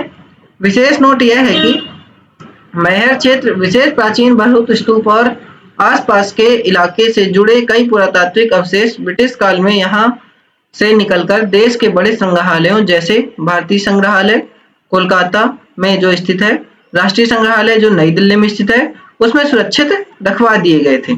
इसके अलावा मैहर जिले के नजदीक सतना जिले में स्थित तुलसी संग्रहालय रामवन जहां है वहां भी यहाँ के इतिहास को, कला को समझने के लिए सबसे प्रमुख पुरातात्विक संग्रहालय माना गया है। तो दोस्तों ये रहे मैहर जिला के प्रमुख संग्रहालय जो कि 2 माने जाते हैं। कभी भी टाइम लगे तो दोनों संग्रहालय आप घूमिएगा, बहुत इंटरेस्टिंग है। तो यदि इसी तरह की और वीडियो आपको चाहिए मैहर जिले से संबंधित अन्य जानकारी, तो आप नीचे पार्ट के लिंक डिस्क्रिप्शन में डली हुई, वहां से जाकर के देख सकते हैं। आपको पार्ट नहीं देखने, एक बार में पूरी वीडियो देखना है तो मैराथन वीडियो मैहर जिले की डाल दी गई है, तो आप उसे भी जाकर के देख सकते हैं, जिसकी लिंक डिस्क्रिप्शन में है, ठीक है दोस्तों। मिलते हैं नेक्स्ट वीडियो में, थैंक यू। यहाँ पर हम मैहर जिले की संपूर्ण परिचय के अंतर्गत पार्ट 11 में पढ़ने वाले हैं मैहर जिले की सभी घाटियां और उनकी संपूर्ण जानकारी, ठीक है दोस्तों। तो चलिए एक बार देख लेते हैं। यहाँ पास पहले नंबर पर आती है त्रिकूट पर्वत और घाटी, जो मैहर का मुख्य शहर के अंतर्गत है। इसकी समुद्र तल से ऊंचाई लगभग 600 फीट है। मां शारदा देवी का प्रसिद्ध शक्तिपीठ मंदिर जो है वो इसी घाटी पर स्थित है। यहाँ पहुंचने के लिए 1063 यहाँ पास 52 लिखा है, 1063 सीढ़ियों का चढ़ करके जाना पड़ता है और ये आप रोपवे सुविधा भी उपलब्ध हो गई है। ठीक है दोस्तों, जैसे कि आप साइड में देख पा रहे हैं, यहाँ चारों ओर घने जंगल और हरियाली है। दूसरे नंबर पर आता है आला घाटी और तराई क्षेत्र। ऐतिहासिक योद्धा आला और उदल की साधना स्थली जो भी मानी जाती है। यहाँ आला तालाब और आला देव का मंदिर है। यहाँ का वातावरण शांत है बिल्कुल। ठीक है, यहाँ पास एक तालाब भी है। ठीक, इसके बाद पन्नी खोह जलप्रपात और घाटी क्षेत्र। तो यह घाटी जो है प्रमुख आकर्षण है, पहाड़ी रास्तों से होकर गुजरना पड़ता है। इसी के साथ ही यहाँ का रोमांचक दृश्य भी है। फिर 4th नंबर पर आते हैं नीलकंठ मंदिर और पहाड़ी घाटी क्षेत्र। प्राचीन नीलकंठ महादेव मंदिर और आश्रम है इस घाटी में। पहाड़ी यह घनी पहाड़ियों और जंगलों से घिरा हुआ है। इसी के साथ मानसून में एक सुंदर झरना भी बहता है। मानसून यानी कि आपका जब बरसात का मौसम लगता है तो यहाँ पास एक झरना बन जाता है, क्योंकि जब बरसात निकल जाती है तो धीरे धीरे यह झरना समाप्त हो जाता है। यहाँ बेहतरीन पिकनिक और दर्शनीय स्थल भी माना जाता है। तो चलिए इनकी लॉन्ग में डिटेल देख लेते हैं। तो यहाँ पास सबसे पहले नंबर पर आती है त्रिकुट पर्वत घाटी। ठीक है, जो कि एक पर्वत भी है और एक घाटी के नाम से भी जाना जाता है। यह मैहर से लगभग 6 किलोमीटर दूर पर स्थित है। इसी रास्ते में आपका बस स्टैंड भी है। विशेषता, इसी त्रिकुट पर्वत पर विश्व प्रसिद्ध मां शारदा देवी का मंदिर स्थित है। ठीक है दोस्तों, यह चारों तरफ से हरी भरी पहाड़ियों और घाटियों से घिरा हुआ है। यहाँ श्रद्धालुओं के आने जाने के लिए सीढ़ी मार्ग के अलावा रोपवे की सुविधा भी उपलब्ध हो चुकी है। इसके बाद आता है आला घाटी और तराई क्षेत्र। त्रिकुट पर्वत की तलहटी और आसपास का क्षेत्र है यह अमर योद्धा आला और उदल की साधना स्थली के रूप में भी प्रसिद्ध है। यहाँ आला तालाब और आला देव का मंदिर स्थित है। ठीक है, इसके बाद दोस्तों पन्नी खोह घाटी क्षेत्र। यह मैहर वनों और पहाड़ी श्रृंखलाओं के बीच स्थित है। यह पहाड़ी और घाटियों के बीच स्थित एक प्रमुख प्राकृतिक और पर्यटन स्थल है, जहाँ प्राकृतिक झरना और सुंदर वादियां हैं। ठीक है दोस्तों, यहाँ पास एक घाटी है, घाटी के बीच में एक झरना बनता है। ठीक है, घूमने के इलाका है आपका, कभी कभी पिकनिक स्पॉट में जाएं तो यहाँ भी जा सकते हैं। ठीक है, फिर 4थे नंबर पर आता है नीलकंठ मंदिर का घाटी क्षेत्र।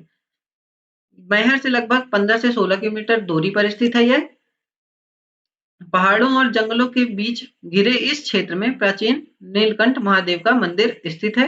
बरसात के मौसम में यहाँ की पहाड़ी और घाटी का अत्यंत दृश्य मनमोहक होता है। ठीक है दोस्तों, तो मुख्य रूप से आप नाम याद कर लीजिए जो है चारों। और मेन जो सबसे इंपॉर्टेंट है, अगर घाटी की बात करें, मैहर क्षेत्र की जो त्रिकुट पर्वत वाली घाटी है। ठीक है दोस्तों, यह घाटी इंपॉर्टेंट है। तो आप ये चीजें थोड़ा सा इंपॉर्टेंट चीजें हैं, रख लें ध्यान में। इसी के बाद यदि आपने हमारे और भी जो मैहर जिले के पार्ट है वो नहीं देखे हैं तो डिस्क्रिप्शन में लिंक डली हुई है और प्ले लिस्ट भी बनी हुई है। आप दोनों में कहीं से भी जाकर के आप जौन सा पार्ट आपको देखना हो वो देख सकते हैं। तो प्लीज यदि वीडियो हेल्पफुल लगी हो तो चैनल को लाइक, वीडियो को चैनल को सब्सक्राइब जरूर कर लीजिएगा।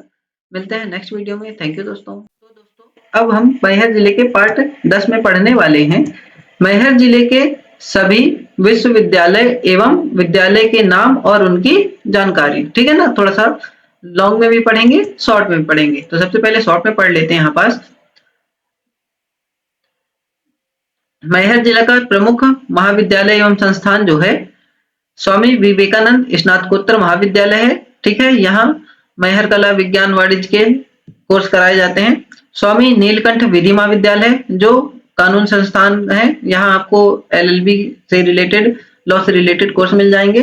इसके बाद शासकीय औद्योगिक प्रशिक्षण संस्थान है, यानी कि ITI वाला भी केंद्र है, इस कॉलेज है। इसके बाद अमरपाटन शासकीय स्नातकोत्तर महाविद्यालय है, यहाँ भी आपको ग्रेजुएशन वाले कोर्स मिल जाएंगे। इसके बाद शासकीय महाविद्यालय, ठीक, जो कि रामनगर में स्थित है। और जो प्राइवेट की बात करें तो मंगलाचरण चतुर्वेदी महाविद्यालय जो कि कटनी रोड में स्थित है, और सिकाइट कॉलेज जो कि देवी जी रोड पर स्थित है। फिर राधा कृष्णा फार्मेसी कॉलेज है, और इसके अलावा अग्रसेन कंप्यूटर इंस्टीट्यूट है। और जो विद्यालय की बात करें तो लगभग सभी जगह आप जानते हैं सीएम राइज स्कूल हो चुके हैं यहाँ प्रेजेंट में, और अन्य विद्यालय जो हैं वो भी यहाँ पर हम थोड़ा सा डिटेल में देख लेंगे। ठीक, तो चलिए सबसे पहले आ जाते हैं विश्वविद्यालय के संबंध में जानकारी।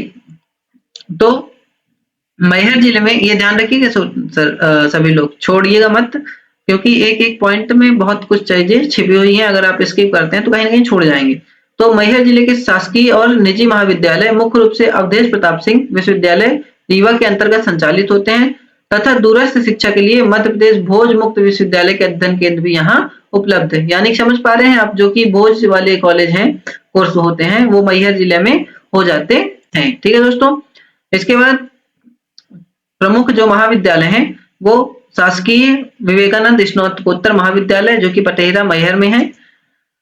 यह मैहर जिले का प्रमुख सबसे बड़ा और शासकीय महाविद्यालय है, जहां कला विज्ञान और वाणिज्य संकाय के में स्नातक और स्नातकोत्तर की शिक्षा दी जाती है। ठीक है दोस्तों, इसके बाद स्वामी नीलकंठ विधि महाविद्यालय जो कि मानपुर में है, मैहर में स्थित है।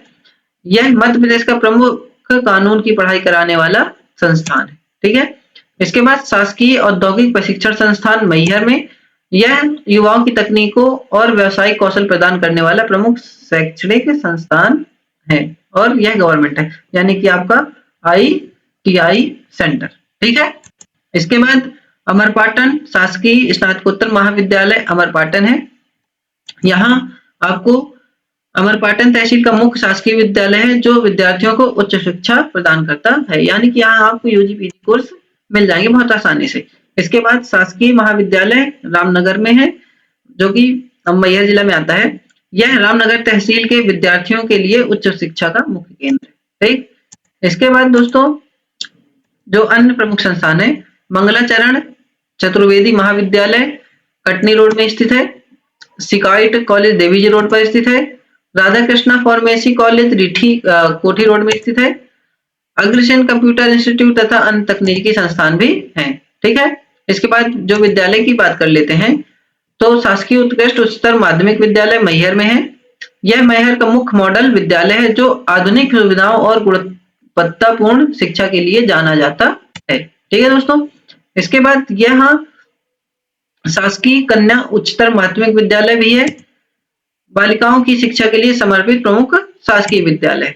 और जो अन्य विद्यालय हैं, मैहर शहर अमरपाटन और रामनगर के अंतर्गत आने वाले सभी शासकीय सीएम राइज एवं सरस्वती स्कूल, शिशु मंदिर और अन्य निजी कॉन्वेंट विद्यालय जो नर्सरी से 12वीं तक की शिक्षा प्रदान करते हैं, यानी कि ये प्राइवेट तो सभी जगह हो गए हैं। जो मुख्य रूप से आपका मैं बता देता हूँ शॉर्ट में, एक तो भोज विश्वविद्यालय है, सॉरी भोज के कोर्स कराने के लिए एक सेंटर है, और कानून की पढ़ाई के लिए भी है। ठीक है दोस्तों, तो यदि वीडियो आपको हेल्पफुल लगी हो तो प्लीज चैनल को सब्सक्राइब और वीडियो लाइक कर दीजिएगा। और मैहर जिले के जो भी और कुछ चीजें चाहिए आपको, तो पार्ट वाइज हैं सभी, आप प्लेलिस्ट में जाकर के देख सकते हैं। साथ ही डिस्क्रिप्शन में लिंक भी डली हुई है, तो वहां से भी आप जाकर के देख सकते हैं। तो मिलते हैं नेक्स्ट वीडियो में। थैंक यू दोस्तों। इसके बाद दोस्तों अब हम पढ़ने वाले हैं मैहर जिले का संपूर्ण परिचय पार्ट 12 के अंतर्गत मैहर जिले में लगने वाले जो भी मेले हैं, ठीक है ना, और उनके नाम और उनकी संपूर्ण जानकारी भी पढ़ेंगे। तो चलिए वीडियो को शुरू करते हैं। सबसे पहले नंबर पर आता है मां शारदा का नवरात्रि का मेला, ठीक है ना, जो चैत्र के समय में लगता है। इसके बाद उस्ताद अलाउद्दीन खान का संगीत समारोह का मेला लगता है, और महाशिवरात्रि भी मेला लगता है। इसके अलावा मकर संक्रांति, बसंत पंचमी का मेला भी लगता है। ठीक है दोस्तों, यहाँ पर शॉर्ट में अगर आपको देखना है तो देख सकते हैं, बता देता हूँ मैं एक बार। इसका समय वर्ष में 2 बार लगता है, एक तो चैत्र में मार्च अप्रैल में, और एक बार आपका दीपावली के समय में सितंबर अक्टूबर के आसपास। अवधि 9 दिनों की होती है। इसकी विशेषता यह है कि मैहर का सबसे बड़ा और विश्व प्रसिद्ध मेला है। ठीक है दोस्तों, ध्यान रखना है।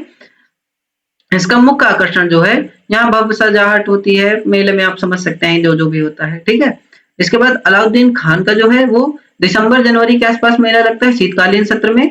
इसकी विशेषता यह है कि संगीत प्रेमियों के लिए प्रतिष्ठित आयोजन होता है। ठीक है, यहाँ का मुख्य आकर्षक नामचीन गायक आते हैं, सरोज वादक, सितार वादक, तबला वादक भी यहाँ आते हैं, साथ में डांस वगैरह की प्रस्तुति भी होती।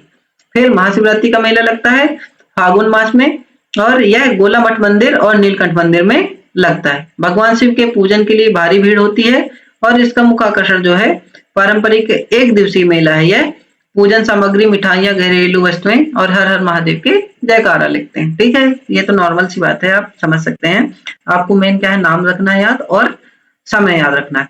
समय इसका जो मकर संक्रांति बसंत पंचमी, मकर संक्रांति बसंत पंचमी का हमेशा लगभग जनवरी या फरवरी में ही होता है। यह स्थान मैहर डैम आलाउदल तालाब के पास है, यहाँ पास लगता है। ठीक है, इसके बाद हम इनकी डिटेल में देख लेते हैं। तो सबसे पहले नंबर पर आता है शारदीय और चैत्र नवरात्रि का मेला। तो यह चित्रकूट पर्वत मां शारदा देवी मंदिर परिसर एवं मैहर पूरे नगर में स्थित होता है। बहुत बड़ा मेला होता है, बहुत दूर लोग आते हैं, बहुत भीड़ लगती है। ठीक है, यह वर्ष में 2 बार लगता है, एक चैत्र नवरात्रि में मार्च अप्रैल के आसपास और दूसरा शारदीय नवरात्रि में सितंबर अक्टूबर के आसपास 9 दिनों तक रहता है। ठीक है दोस्तों, इसके बाद यह मैहर जिले का सबसे बड़ा और विश्व प्रसिद्ध मेला है। इस दौरान देश के कोने कोने से लाखों श्रद्धालु मां शारदा के दर्शन के लिए मैहर पहुंचते हैं। इसके बाद पूरे शहर में भव्य सजावट, विशाल भंडारे, सांस्कृतिक कार्यक्रम और बाजार में बच्चों के खिलौने, धार्मिक सामग्री व हस्तशिल्प की दुकानें लगती हैं। जिला प्रशासन द्वारा सुरक्षा और व्यवस्था के कड़े प्रबंध किए जाते हैं। ठीक है दोस्तों, ये रहा। फिर इसके बाद उस्ताद अलाउद्दीन खान संगीत समारोह एवं मेला लगता है। बाबा अलाउद्दीन खान संगीत अकादमी परिसर मैहर में जो कि लगता है, ये भी खास मैहर में स्थित है। यह सामान्यतः शीतकालीन सत्र यानी कि दिसंबर से जनवरी के दौरान प्रतिवर्ष आयोजित किया जाता है। विशेषता यह है कि यह शास्त्रीय संगीत प्रेमियों के लिए देश का एक प्रतिष्ठित आयोजन है। इसमें संगीत और कला से जुड़ा एक भव्य सांस्कृतिक मेला जैसा माहौल रहता है। देश और दुनिया के नामचीन शास्त्रीय गायक, वादक, सरोज, सितार, तबला वादक और नर्तक अपनी प्रस्तुतियां देने आते हैं। संगीत कला प्रदर्शनी और हस्तशिल्प स्टॉल इस आयोजन की मुख्य विशेषता होती है। यानी कि आपको सबसे इंपॉर्टेंट ध्यान रखनी है, ये जो 2 मेले हैं बहुत ही इंपॉर्टेंट। ठीक है दोस्तों, इसके बाद ये जो मेले हैं ये तो लगभग सभी क्षेत्र में लगते हैं। महाशिवरात्रि का मेला कोला मठ मंदिर और नीलकंठ मंदिर पर लगता है। ठीक है, फाल्गुन मास में महाशिवरात्रि के पर्व लगता है। भगवान शिव के दर्शन और पूजन के लिए मैहर के ऐतिहासिक गोला मठ मंदिर और नीलकंठ महादेव मंदिर पर भारी भीड़ जुटती है। ठीक है, यह एक दिवसीय मेला होता है। यहाँ स्थानीय लोग पूजन सामग्री, मिठाइयाँ और घरेलू उपयोग की वस्तुएं खरीदते हैं। ठीक है, इसके बाद मकर संक्रांति और बसंत पंचमी का मेला लगता है। मैहर डैम क्षेत्र के आसपास लगता है। आलाउदल तालाब परिसर और ग्रामीण अंचल में भी लगता है। जनवरी में लगता है मकर संक्रांति और फरवरी में बसंत पंचमी में मेला लगता है। यह एक दिवसीय होता है। इन पर्वों पर मैहर के जलाशयों और पिकनिक स्पॉट के पास छोटे छोटे स्थानीय मेलों का आयोजन होता है। ग्रामीण क्षेत्रों में बड़ी संख्या में लोग जुटते हैं। तो ये रहे मेला मैहर जिला के, जिनमें से 2 आपके इंपॉर्टेंट मेले हैं, उनको ध्यान रखना है। तो यदि आपको वीडियो हेल्पफुल लगी हो तो प्लीज चैनल को सब्सक्राइब और वीडियो को लाइक करना ना भूलें। और जिनको भी मैहर से रिलेटेड और जानकारी चाहिए तो वो डिस्क्रिप्शन में लिंक डली हुई है बाकी पार्ट की, या फिर आपको प्लेलिस्ट में जाकर के वहां से बाकी पार्ट देख सकते हैं। A to Z जानकारी दी हुई है। ऐसा कोई सा टॉपिक होगा ही शायद कि कोई सा छूट जाए। यदि छूट जाता है तो आप हमारे कमेंट बॉक्स में मैसेज कर दीजिएगा, हम अगले वीडियो में कवर कर लेंगे। तो मिलते हैं नेक्स्ट वीडियो में। थैंक यू दोस्तों। हम पढ़ने वाले हैं मैहर जिले के संपूर्ण परिचय पार्ट 13 के अंतर्गत मैहर जिले के प्रमुख खनिज। ठीक है, तो चलिए वीडियो को शुरू करते हैं। यहाँ पास हम शॉर्ट में डिटेल पढ़ेंगे, इसके बाद लॉन्ग में डिटेल पढ़ेंगे। तो सबसे पहले नंबर पर आता है चूना पत्थर। ठीक है, इसकी विशेषता यह है कि मध्य प्रदेश के सबसे बड़े उत्पादक क्षेत्रों में से एक है। उच्च कोटि का प्रचुर मात्रा में यहाँ चूना पत्थर पाया जाता है। यहाँ सीमेंट उद्योग का मुख्य कच्चा माल, बड़े कारखाने जैसे केजीएस सीमेंट फैक्ट्री है और अल्ट्राटेक सीमेंट फैक्ट्री भी है यहाँ। ठीक है, इसके बाद आता है गेरू। गेरू आप देखे होंगे पहले स्कूलों में लाल कलर का पुताई होती थी जो, वो गेरू कहलाती थी। पहाड़ी और वनीय क्षेत्रों में पाया जाने वाला खनिज रंग पिगमेंट है। पेंट होता है, इससे रंग रोहन के कार्यक्रम में होता है और औद्योगिक पिगमेंट बनाने में प्रमुख उपयोग किया जाता है। यह कैमूर पहाड़ी में सबसे ज्यादा पाया जाता है और यह विंध्य क्षेत्र की पहाड़ी में सबसे ज्यादा पाया जाता है। ठीक है दोस्तों, इसके बाद तीसरे नंबर पर आता है बालू और रेत। यहाँ नदियों और नालों के पट्टे से प्राप्त होने वाली भवन निर्माण हेतु जो बालू होती है वो सबसे ज्यादा पाई जाती है। इसका मुख्य कार्य कंस्ट्रक्शन के लिए किया जाता है और यह एक प्रमुख गौण खनिज है। इसके बाद चौथे नंबर पर आता है गिट्टी और पत्थर।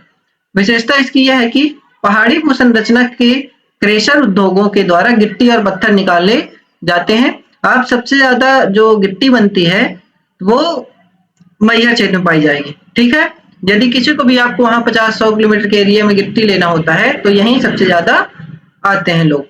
फिर इसका महत्व जो है भवन निर्माण और सड़क निर्माण में बड़े पैमाने पर उपयोग की जाने वाली आवश्यक सामग्री है। ठीक है दोस्तों, अब हम यहाँ पास लॉन्ग में डिटेल पढ़ लेंगे।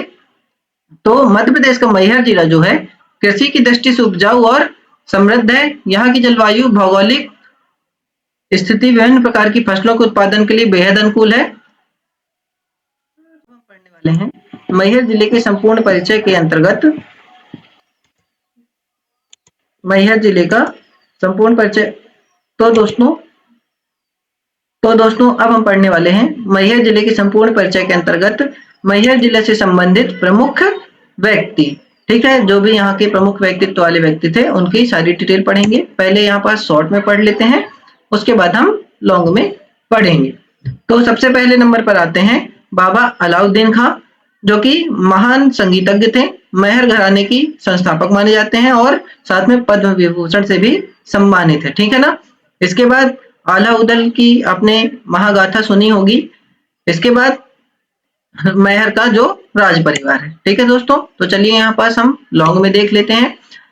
मध्य प्रदेश का मैहर जिला 5 सितंबर 2023 को सतना जिले से अलग होकर नया जिला बना है। अपने समृद्धि इतिहास, संगीत और संस्कृति के लिए पूरे देश में प्रसिद्ध है। मैहर से जुड़े प्रमुख क्षेत्रों के दिग्गज व्यक्तियों की संक्षिप्त जानकारी निम्नलिखित है, नीचे दी हुई है। पहला नंबर पे आ जाते हैं इतिहास और पौराणिक व्यक्तित्व में। तो यहाँ पास आला और उदल यानी कि 12वीं शताब्दी जो में माने जाते हैं, चंदेल राजा परमद्रदेव के महान सेनापति और मां शारदा के परम भक्त थे। लोक कथाओं के अनुसार उन्होंने ही सबसे पहले त्रिकूट पर्वत पर छिपे मां शारदा के मंदिर की खोज की थी और आज वे मैहर में पूजा करने सबसे पहले आते हैं। मैं पहले ही बता चुका हूं दोस्तों, ऐसा माना जाता है कि मैहर जिला जो मां शारदा देवी का मंदिर है वहां सबसे पहले अगर पट खुलने से पहले वहां एक फूल चढ़ा हुआ मिलता है और ऐसा माना जाता है कि वहां अमर योद्धा आला के द्वारा वहां सबसे पहले पूजा की जाती है। ठीक है दोस्तों, इसके बाद आता है राजशाही और रियासत काल में। महान महाराजा ब्रजनाथ सिंह जूदेव, जो कि 20वीं शताब्दी की बात है, मैहर रियासत के कला प्रेमी और प्रतापी राजा माने जाते थे। उनके ही शासन काल में महान संगीतक उस्ताद अलाउद्दीन खां मैहर आए और यहाँ मैहर घराने की नींव पड़ी। ठीक है, महाराजा दुर्शन सिंह जूदेव मैहर रियासत के शासक, जिन्होंने 1820 में मां शारदा मंदिर तक पहुंचने के लिए त्रिकूट पर्वत पर सीढ़ियों का निर्माण करवाया और तुलादान कराया था। वर्तमान जो राज परिवार है, वर्तमान में महाराजा श्रीमंत अक्षय राज सिंह जूदेव और राजमाता का वित्तेश्वरी देवी मैहर की सांस्कृतिक विरासत को सहेजे हुए। ठीक है दोस्तों, इसके बाद आगे है संगीत और कला के क्षेत्र में मैहर घराना जो है पद्म विभूषण सम्मानित उस्ताद अलाउद्दीन खां बाबा जो है मैहर की पहचान को वैश्विक स्तर पर स्थापित करने वाले महान सरोद वादक और संगीत गुरु। ठीक है, उन्होंने ही विश्व प्रसिद्ध मैहर वाद्य वृंद और मैहर घराने की स्थापना की। उनका निवास स्थान मदीना भवन आज संगीत प्रेमियों के लिए किसी तीर्थ से कम नहीं है। ठीक है दोस्तों, इसके बाद आगे पर देख लेते हैं पंडित रविशंकर, विश्व प्रसिद्ध सितार वादक और भारत रत्न। इसको कैसे याद रखना है दोस्तों, पंडित जो रविशंकर शुक्ल है वो सितार वादक थे और जो उस्ताद अलाउद्दीन खान साहब थे वो सरोद वादक थे। ठीक है दोस्तों, ध्यान रखना है अच्छे से, वो सरोद वादक। उन्होंने अपनी संगीत की कठिन परीक्षा मैहर में उस्ताद अलाउद्दीन खान साहब से प्राप्त की थी। यानी कि ऐसा भी पूछ सकते हैं उस्ताद अलाउद्दीन खान के गुरु कौन थे, गुरु बोल रहे हैं कि शिष्य, या फिर पंडित रविशंकर के गुरु कौन थे, तो उस्ताद अलाउद्दीन खान। इस तरीके से भी क्वेश्चन बन सकता है। इसके बाद श्रीमती अन्नपूर्णा देवी उस्ताद अलाउद्दीन खान की पुत्री और सुरबहार की अजय वादिका। ठीक है, उस्ताद अलाउद्दीन खान लीजेंडरी सरोज वादक और उस्ताद अलाउद्दीन खान के पुत्र जिन्होंने मैहर घराने की परंपरा को पूरी दुनिया में फैलाया। ठीक है ना। पंडित निखिल बनर्जी मैहर घराने के विश्व प्रसिद्ध सितार वादक, जिन्होंने बाबा अलाउद्दीन खां से तालीम ली थी। ठीक है दोस्तों। उद्योग और व्यापार के क्षेत्र में तथा अन्य क्षेत्र में औद्योगिक व व्यापारिक महत्व, मैहर को मध्य प्रदेश के मुख्य औद्योगिक और सीमेंट हब के रूप में भी जाना जाता है। यहाँ के व्यापारिक और सामाजिक परिदृश्य को आगे बढ़ाने में स्थानीय उद्योगपतियों और व्यापारियों का बड़ा योगदान रहा है। त्रिकूट पर्वत मां शारदा देवी का शक्तिपीठ देश दुनिया के पर्यटकों और श्रद्धालुओं को मैहर से जोड़ता है। तो ये रहे मैहर के जो भी प्रमुख व्यक्तित्व वाले व्यक्ति थे। तो ये यहाँ आपको मैहर जिले की बहुत सारी डिटेल मिलेगी, और जिसको भी मैहर जिले का बाकी पार्ट चाहिए वो डिस्क्रिप्शन में लिंक डली हुई है, वो वहां से जाकर के देख सकता है। यदि आपको पार्ट वाइज नहीं पढ़ना, एक मैराथन वीडियो मैंने डाल दी है, वहां से जाकर के आप पूरा एक बार में मैहर जिले का पूरा टॉपिक कवर कर सकते हैं। इसके बाद भी यदि कोई टॉपिक ऐसा लगता है कि छूट गया तो आप हमें कमेंट बॉक्स में मैसेज कर दीजिएगा, हम नेक्स्ट वीडियो में उसको कवर अप कर लेंगे। तो दोस्तों यदि आपको वीडियो हेल्पफुल लगी हो तो चैनल को सब्सक्राइब करिएगा, लाइक करिएगा। मिलते हैं नेक्स्ट वीडियो में। Thank you. तो दोस्तों अब हम पढ़ने वाले हैं मैहर जिले के संपूर्ण परिचय पार्ट 15 के अंतर्गत मैहर जिले का नाम मैहर पड़ने का क्या कारण था और यह कैसे पड़ा। ठीक है दोस्तों। तो चलिए वीडियो को शुरू करते हैं। तो यहाँ पास सबसे पहले नंबर पर जो आता है, मध्य प्रदेश का प्रसिद्ध मैहर जिले के नामकरण के पीछे पौराणिक कथा और गहरी आस्था जुड़ी हुई है। इसका शाब्दिक अर्थ है और इतिहास इस प्रकार है, जो कि नीचे आप देख सकते हैं। नाम इसका और उत्पत्ति कैसे हुई, मैहर यानी कि माई धन हार। मैहर नाम शब्द दो शब्दों से मिलकर बना है। माई इसका अर्थ होता है माता सती, माँ से है, और हर का अर्थ है हार, नेकलेस, जो भगवान शिव के हर से है। ठीक इस प्रकार मैहर का अर्थ माँ का हार होता है। ठीक है।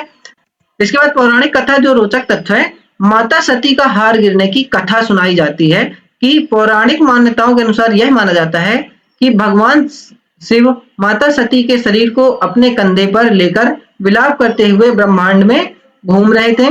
तब सृष्टि बचाने के लिए भगवान विष्णु ने अपने सुदर्शन चक्र से माता सती के अंगों को विभाजित किया था। ठीक है दोस्तों। तब वहां ऐसा माना जाता है कि इसी दौरान मैहर के त्रिकूट पर्वत पर माता सती का हार, गले का हार जो था वो गिरा था। चूंकि यहाँ माता का हार गिरा था, इसलिए यह स्थान हिंदू धर्म के 51 शक्तिपीठों में से एक माना गया है और इस क्षेत्र का नाम मैहर यानी कि माई का हार पड़ गया। इसी त्रिकूट पर्वत पर वर्तमान में विश्व प्रसिद्ध मां शारदा देवी मंदिर का भी स्थित है। ठीक है। और जो एक और अन्य मान्यता वो भी देख लेते हैं।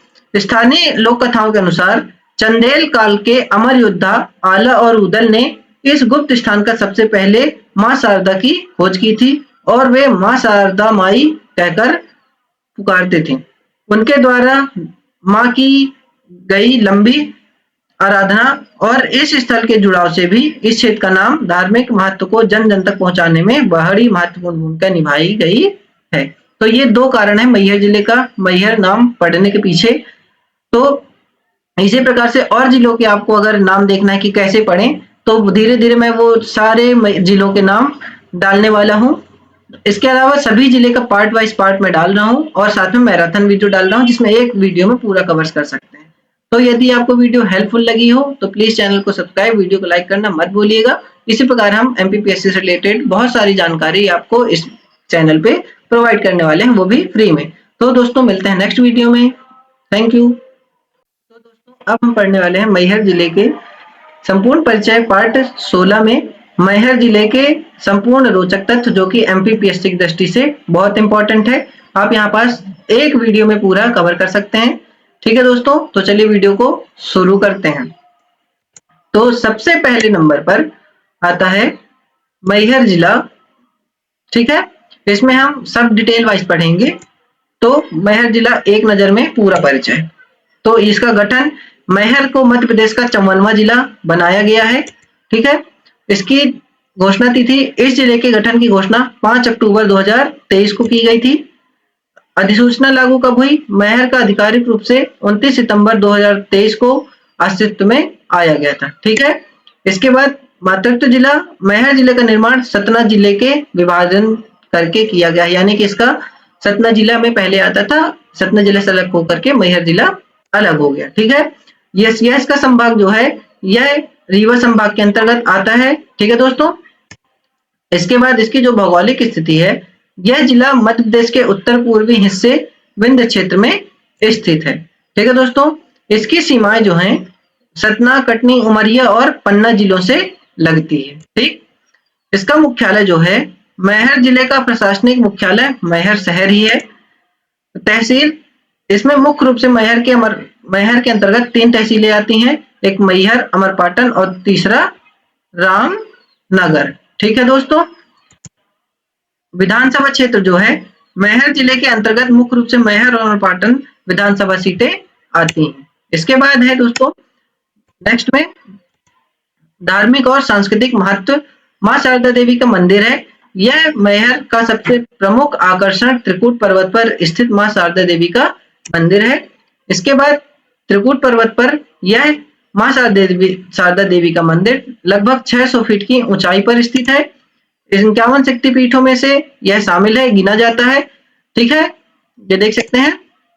पौराणिक मान्यता के अनुसार यह कहा जाता है कि माता सती का हार गिरा था, जिस कारण इस स्थान का नाम माई का हार से अपभ्रंश होकर मैहर पड़ गया। ठीक, आला और उदल, मैहर को अमर योद्धाओं आला और उदल की साधना स्थली भी माना जाता है। ठीक है दोस्तों, आला का मंदिर मानता है कि अमर आला आज भी सबसे पहले सुबह मां शारदा की पूजा करने आते हैं और यहाँ पर सबसे पहले पट खुलने से पहले ही यहाँ पास फूल चढ़ा हुआ मिलता है।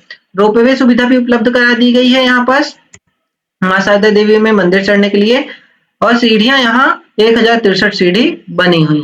ठीक है दोस्तों, बड़े बाबा मंदिर जो है मैहर क्षेत्र जैन धर्म के अनुयायियों के लिए भी महत्वपूर्ण मंदिर, धार्मिक केंद्र माना जाता है। नवरस का मंदिर, यहाँ का सांस्कृतिक परिवेश भारतीय परंपराओं और लोक कलाओं से ओतप्रोत है। ठीक है, इसके बाद दोस्तों अगला है संगीत और कला विरासत के क्षेत्र में सबसे पहले नंबर पर आता है मैहर घराना। मैहर को भारतीय शास्त्रीय संगीत में मैहर घराने के जन्म स्थान के रूप में विश्व ख्याति प्राप्त है। उस्ताद अलाउद्दीन खां मैहर घराने के संस्थापक और महान संगीतकार उस्ताद अलाउद्दीन खां थे। इनकी कर्मभूमि बाबा अलाउद्दीन खां ने अपनी जीवन स्थली और साधना स्थली मैहर को ही बनाया था। संगीत सम्राट भी उस्ताद अलाउद्दीन खां को संगीत सम्राट के नाम से भी जाना जाता है। मैहर बैंड, बाबा अलाउद्दीन खां द्वारा स्थापित मैहर बैंड बच्चों का ऑर्केस्ट्रा पूरी दुनिया में प्रसिद्ध है। इसके बाद पंडित रविशंकर जी जो कि उस्ताद अलाउद्दीन खां के शिष्य माने जाते हैं। भारत रत्न पंडित रविशंकर ने मैहर घराने में ही उस्ताद अलाउद्दीन खां से सितार वादन की शिक्षा ली थी। ठीक है दोस्तों, उस्ताद अली अकबर खां महान सरोद वादक उस्ताद अली अकबर खां इसी घराने और परिवार से ताल्लुक रखते थे। मां अन्नपूर्णा देवी, प्रसिद्ध सुरबहार वादिका अन्नपूर्णा देवी यानी कि अलाउद्दीन खां की पुत्री जो थी का संबंध भी इसी परिवार से था। इसके बाद निखिल बनर्जी, प्रसिद्ध सितार वादक निखिल बनर्जी भी मैहर घराने के प्रमुख कलाकारों में गिने जाते हैं। उस्ताद अलाउद्दीन खां संगीत अकादमी, मैहर में उनकी स्मृति में कला और संगीत को बढ़ावा देने के लिए संस्थान संचालित होते हैं। ठीक है दोस्तों, इसके बाद आ जाते हैं मैहर जिले के अर्थव्यवस्था, उद्योग और खनिज संपदा के बारे में। तो सबसे पहले नंबर पर आता है चूना पत्थर। मैहर जिला विंध्यनशील समूह का हिस्सा होने के कारण चूना पत्थर में अपार भंडारों का समृद्ध है। ठीक है, सीमेंट उद्योग, प्रचुर मात्रा में चूना पत्थर मिलने के कारण मैहर सीमेंट उत्पादन का एक प्रमुख केंद्र भी माना जाता है। ठीक है, यहाँ पास आपका केजेएस और एक अल्ट्राटेक सीमेंट की फैक्ट्री भी पाई जाती है। ठीक है दोस्तों, इसके बाद केसीएल मैहर में स्थापित सीमेंट यंत्र से प्रमुख औद्योगिक इकाइयों में से एक है। अमलई और पकरिया क्षेत्र, खनिज की दृष्टि से इसके आसपास के क्षेत्र काफी महत्वपूर्ण है। कृषि आधारित अर्थव्यवस्था, जिले की सबसे बड़ी आबादी कृषि और उनसे जुड़े कार्यों पर निर्भर होती है। यहाँ आज भी बहुत सारी कृषि होती है। यहाँ की प्रमुख फसलें जो हैं गेहूं, धान, चना और तिलहन की खेती की जाती है। सिंचाई के साधन सोन नदी, बेसिन नदी और स्थानीय तालाब, नई से नहरें सिंचाई के लिए इनका मुख्य स्रोत है। इनका परिवहन अब जो है मुंबई हावड़ा रेल मार्ग पर स्थित होने के कारण यह व्यापारिक गतिविधियों में तेजी से बढ़ती है। ठीक है दोस्तों। इसके बाद वन संपदा, विंध्य पर्वतमाला में वनों में सागौन, तेंदुपत्ता और महुआ प्रचुर मात्रा में पाए जाते हैं। ठीक है। हस्तशिल्प और स्थानीय रोजगार, बांस शिल्प और स्थानीय हस्तकला यहाँ के लघु उद्योगों का हिस्सा है। ठीक है दोस्तों। इसके बाद नेक्स्ट में हम देखते हैं अर्थव्यवस्था और उद्योग में खनिज संपदा में। ठीक है, यहाँ पर रिपीट हो गया है, मैं आगे बढ़ा देता हूँ। तो इसके बाद नदियां, भूगोल और पर्यावरण के क्षेत्र में हम देख लेते हैं। टोंस यानी कि तमसा नदी, मैहर के क्षेत्र के पास दो प्रमुख नदियां प्रवाहित होती हैं, जिसमें टोंस नदी का प्रभाव क्षेत्र महत्वपूर्ण माना जाता है। ठीक है। सोन नदी बेसिन, जिले का भूभाग सोन नदी अपवाह तंत्र के अंतर्गत आता है। विंध्याचल पर्वत श्रृंखला, मैहर की भौगोलिक बनावट विंध्याचल पर्वतीय श्रेणियों पर आधारित है। ठीक है दोस्तों। इसके बाद जलवायु यहाँ की है। यहाँ की जलवायु मानसूनी प्रकार की है, जहाँ गर्म ग्रीष्मकाल और सामान्य सर्दी होती है। यहाँ का वन्य जीव क्षेत्र जो है, वनों में तेंदुआ, नीलगाय, जंगली सुअर और विभिन्न प्रकार के पक्षी पाए जाते हैं। जलप्रपात यहाँ का जो है, जिले और उसके आसपास कई छोटे छोटे प्राकृतिक झरने और जलप्रपात स्थित हैं। मृदा प्रकार, यहाँ मुख्य रूप से लाल पीली मिट्टी और मिश्रित मिट्टी पाई जाती है। ठीक है दोस्तों। इसके बाद यहाँ का पर्यावरण, पर्यटन पहाड़ी और वनी क्षेत्रीय होने के कारण यहाँ इको टूरिज्म की अपार संभावनाएं हैं। ठीक है। जल संरक्षण, पारंपरिक तालाबों और बावलियों का जीर्णोद्धार यहाँ जल संरक्षण का हिस्सा रहा है। ठीक है। जैविक विविधता, विंध्य के जंगलों की वनस्पति औषधीय गुणों से भरपूर है। ठीक है दोस्तों। इसके बाद आगे देख लेते हैं हम इतिहास, पुरातत्व और धरोहर के क्षेत्र में। प्राचीन इसका इतिहास जो था, मैहर और उसके आसपास का क्षेत्र मौर्य और गुप्त काल के समय में ऐतिहासिक महत्व रखता है। कलचुरी काल में भी इस क्षेत्र का, मध्यकाल में कलचुरी राजवंश का भी प्रभाव रहा है। ठीक है दोस्तों। बुंदेलखंड रियासतें जो थी, ऐतिहासिक रूप से यह बुंदेलखंड और बघेलखंड की संस्कृति में संधि काल का स्थित है। ठीक है दोस्तों। इसके बाद पुरातात्विक अवशेष, मैहर क्षेत्र में कई प्राचीन मूर्तियां और मंदिर के भग्नावशेष बिखरे पड़े हैं। सतना मैहर का इतिहास जो है, रीवा रियासत और ब्रिटिश काल के दौरान यह क्षेत्र रीवा राज्य के अंतर्गत प्रशासनिक दृष्टि से जुड़ा रहा है। शिलालेख, विंध्य क्षेत्र की गुफाओं और चट्टानों पर प्राचीन शैलचित्र के शिलालेख मिलने की संभावना रहती है। लोक संस्कृति, बघेलखंडी और बुंदेलखंड संस्कृति का अनूठा संगम यहाँ देखने को मिलता है। लोकगीत, आल्हा गायन, बिरहा और फाग यहाँ के लोक संगीत की पहचान है। ठीक है दोस्तों। इसके बाद स्थानीय वाद्य यंत्र, ढोलक, मजीरा और सारंगी का लोक संस्कृति में विशेष स्थान रहा है। यहाँ के ऐतिहासिक मेले, नवरात्रि के दौरान मैहर में लगने वाला मेला राज्य का सबसे बड़ा धार्मिक मेला माना जाता है। ठीक है दोस्तों। एक नवरात्रि में लगता है और एक रामनवमी में लगता है। ठीक है, 9 दिन का। इसके बाद आगे है परिवहन और बुनियादी ढांचा। इसके बाद दोस्तों देख लेते हैं railway junction. Maihar railway station Howrah, Allahabad, Mumbai मुख्य रेल मार्ग पर एक महत्वपूर्ण स्टेशन माना जाता है। हालांकि ये मैहर जंक्शन नहीं कहलाता है। ठीक है दोस्तों, ध्यान रखना है। यहाँ का जो जंक्शन है वो सतना के अंतर्गत आता है। राष्ट्रीय राजमार्ग, यह राजमार्ग NH 30 पर स्थापित है। मैहर जिले से होकर गुजरता है, जो अन्य हिस्से को तो दोस्तों इसके बाद है सड़क नेटवर्क। प्रधानमंत्री ग्राम सड़क योजना और राज्य मार्गों से ग्रामीण क्षेत्रों को जोड़ा गया। ठीक है। निकटतम जो हवाई अड्डा है, मैहर से सबसे नजदीकी एयरपोर्ट खजुराहो और जबलपुर है, जो कि दोनों चालू है। ठीक है दोस्तों। रोडवेज बस सेवाएं, मध्य प्रदेश और उत्तर प्रदेश के प्रमुख शहरों के लिए यहाँ से नियमित बस चलती है। ठीक। पर्यटक सुविधा, मां शारदा देवी के मंदिर तक पहुंचने के लिए व्यवस्थित पार्किंग और होटल की सुविधा भी है। स्मार्ट गवर्नेंस, नए जिले के रूप में यहाँ आधुनिक कलेक्ट्रेट और प्रशासनिक भवन विकसित किए जा चुके हैं। ठीक है ना, जो कि पूर्ण रूप से तो कंप्लीट नहीं कह सकते, लेकिन कंप्लीट हो चुके हैं। इसके बाद विद्युत आपूर्ति, ताप विद्युत ग्रहों और ग्रिडों के माध्यम से यहाँ निर्बाध बिजली आपूर्ति की जाती है। संचार नेटवर्क 4G और 5G कनेक्टिविटी यहाँ के शहरी और ग्रामीण इलाकों में उपलब्ध है। इसके बाद बैंकिंग सेवाएं, राष्ट्रीयकृत और ग्रामीण बैंकों को मजबूत नेटवर्क के माध्यम से जिले में कार्यरत है। इसके बाद है दोस्तों आगे हमारा सामाजिक जनसांख्यिकी और प्रशासनिक तथ्य। साक्षरता दर जो है नए जिले के रूप में यहाँ शिक्षा प्रसार का विशेष ध्यान दिया जा रहा है। यहाँ का लिंगानुपात जो है विंध्य क्षेत्र के औसतन के अनुरूप यहाँ का लिंगानुपात संतुलित है। ठीक, प्रमुख जनजातियां जो है इस क्षेत्र की कोल, गोंड, बहेलिया है। जनजातीय संस्कृति जो यहाँ की है, इनका लोक नृत्य और पर्व यहाँ की संस्कृति का अभिन्न अंग माना जाता है। इसके बाद शिक्षा संस्थान, यहाँ उच्च शिक्षा और तकनीकी शिक्षा के लिए कॉलेज स्थापित किए गए हैं। हालांकि यहाँ पास कोई भी विश्वविद्यालय नहीं। ठीक है। इसके बाद स्वास्थ्य सेवाएं जो यहाँ की, यह जिला अस्पताल यहाँ उपस्थित है। सामुदायिक स्वास्थ्य केंद्रों के जरिए स्वास्थ्य सेवाएं दी जा रही। यहाँ की जो प्रशासनिक इकाई है, जिला कलेक्टर कार्यालय और पुलिस अधीक्षक कार्यालय पूरी तरह से सक्रिय हो चुका है। ठीक है दोस्तों। इसके बाद पुलिस थाना नेटवर्क, कानून व्यवस्था बनाए रखने के लिए कई नए थाने और चौकियां बनाई गई हैं।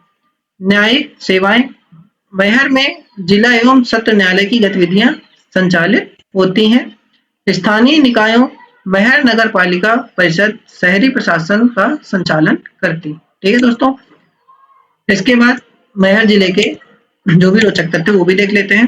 पर्यटन के क्षेत्र में जो है नवरात्रि पर्व, शारदीय और चैत्र नवरात्रि के दौरान मैहर में लाखों की श्रद्धा संख्या में देश विदेश से श्रद्धालु आते हैं। इसके बाद चलती ट्रेन के दर्शन, यानी कि जो मैहर रेलवे स्टेशन है, जो भी गुजरती हैं ट्रेनें वो माँ शारदा के जयकारों से गुजरती हैं, गूंजती हैं, क्योंकि ट्रेन से मैहर का माँ शारदा मंदिर दिखाई देता है। फिल्म शूटिंग, अपनी प्राकृतिक सुंदरता और पहाड़ियों के कारण यहाँ क्षेत्र फिल्म सितारों को भी आकर्षित करता है। संगीत की नगरी भी मैहर को कहा जाता है। ठीक है। और संगीत राजधानी सतना को कहा जाता है। ठीक है, दोनों में कंफ्यूजन नहीं होगा, बार बार बता रहा हूँ। इसके बाद बाबा अलाउद्दीन खान की कुटी, मैहर में उनकी कुटी संग्रहालय आज भी पर्यटकों के लिए आकर्षण का केंद्र है। अमरपाटन का जो महत्व है। ठीक है। स्थानीय खान पान, विंध्य क्षेत्र के पारंपरिक व्यंजन जैसे दाल बाटी, भुट्टे, काकिस और स्थानीय मिठाइयां भी लोकप्रिय। ठीक है। सांस्कृतिक उत्सव जो है, उस्ताद अलाउद्दीन खान की याद में हर साल प्रतिष्ठित मैहर संगीत समारोह आयोजित किया जाता है। शिल्प कला यहाँ की जो है, यहाँ की स्थानीय हस्तकला और संगमरमर पत्थर की नक्काशी देखने लायक होती है। ठीक है। इसके बाद धार्मिक पर्यटन सर्किट, यह जिला मध्य प्रदेश के धार्मिक पर्यटन सर्किट यानी कि सतना, मैहर, चित्रकूट का मुख्य हिस्सा रहा है। खनिज राजस्व जो है, राज्य सरकार को चूना पत्थर और सीमेंट उद्योगों से भारी मात्रा में राजस्व यहीं से प्राप्त होता है। ठीक है दोस्तों, कंफ्यूज नहीं होइएगा। इसके बाद वन्य जीव संरक्षण, जंगलों में वन्य जीवों की सुरक्षा के लिए वन विभाग द्वारा विशेष चौकसी रखी गई है। युवा जनसंख्या, जिले में युवाओं की संख्या अधिक है जो यहाँ के कार्यबल शक्ति को बढ़ाती है। ठीक है। खेल गतिविधियां जो है यहाँ की, स्थानीय स्तर पर कुश्ती, कबड्डी और क्रिकेट यहाँ के युवाओं के पसंदीदा खेल हैं।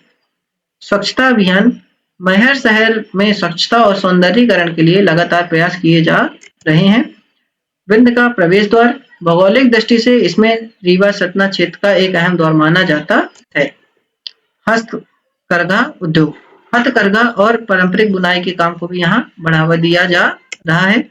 राजनीतिक चेतना के क्षेत्र में मैहर विधानसभा क्षेत्र मध्य प्रदेश की राजनीति में हमेशा चर्चा का केंद्र रहा है। ठीक है ना, ये राजनीति में हमेशा तत्परता रही है। ठीक है। इसमें भविष्य की संभावनाएं जो हैं, सीमेंट हब और टूरिज्म के कारण मैहर मध्य प्रदेश में सबसे तेजी से उभरते जिलों में शामिल है। ठीक है दोस्तों, तो इस तरीके से मैहर जिले के जो भी संपूर्ण रोचक तथ्य थे खत्म होते हैं। ठीक है। इसके अलावा मैहर जिले की पूरी एक मैराथन वीडियो में डाल दूंगा आगे, आप वो जाकर के लिंक डिस्क्रिप्शन में जाकर के आप बकायदे पूरा का पूरा चैप्टर पढ़ सकते हैं। इसके अलावा आपको सतना जिला का पूरा डिटेल मिल जाएगा, साथ ही मैहर मध्य प्रदेश से संबंधित सभी जिलों के पूरी A to Z डिटेल मिल जाएगी यहाँ पास। ठीक है। तो यदि आप भी एमपी से रिलेटेड किसी भी परीक्षा की तैयारी कर रहे हैं तो आपके लिए पूरे के पूरे चैप्टर बहुत इंपॉर्टेंट होने वाले हैं। आप एक बार देख जरूर लीजिएगा और अपने दोस्तों को शेयर कर दीजिएगा। तो इस तरीके से हमारा मैहर जिला पूरा के पूरे चैप्टर खत्म होते हैं। मैराथन वीडियो के लिए आप लिंक डिस्क्रिप्शन में डली है, एक वीडियो में पूरे के पूरे चैप्टर देख सकते हैं यदि आपको पार्ट वाइज पार्ट नहीं देखना है। तो दोस्तों मिलते हैं नेक्स्ट वीडियो में। Thank you.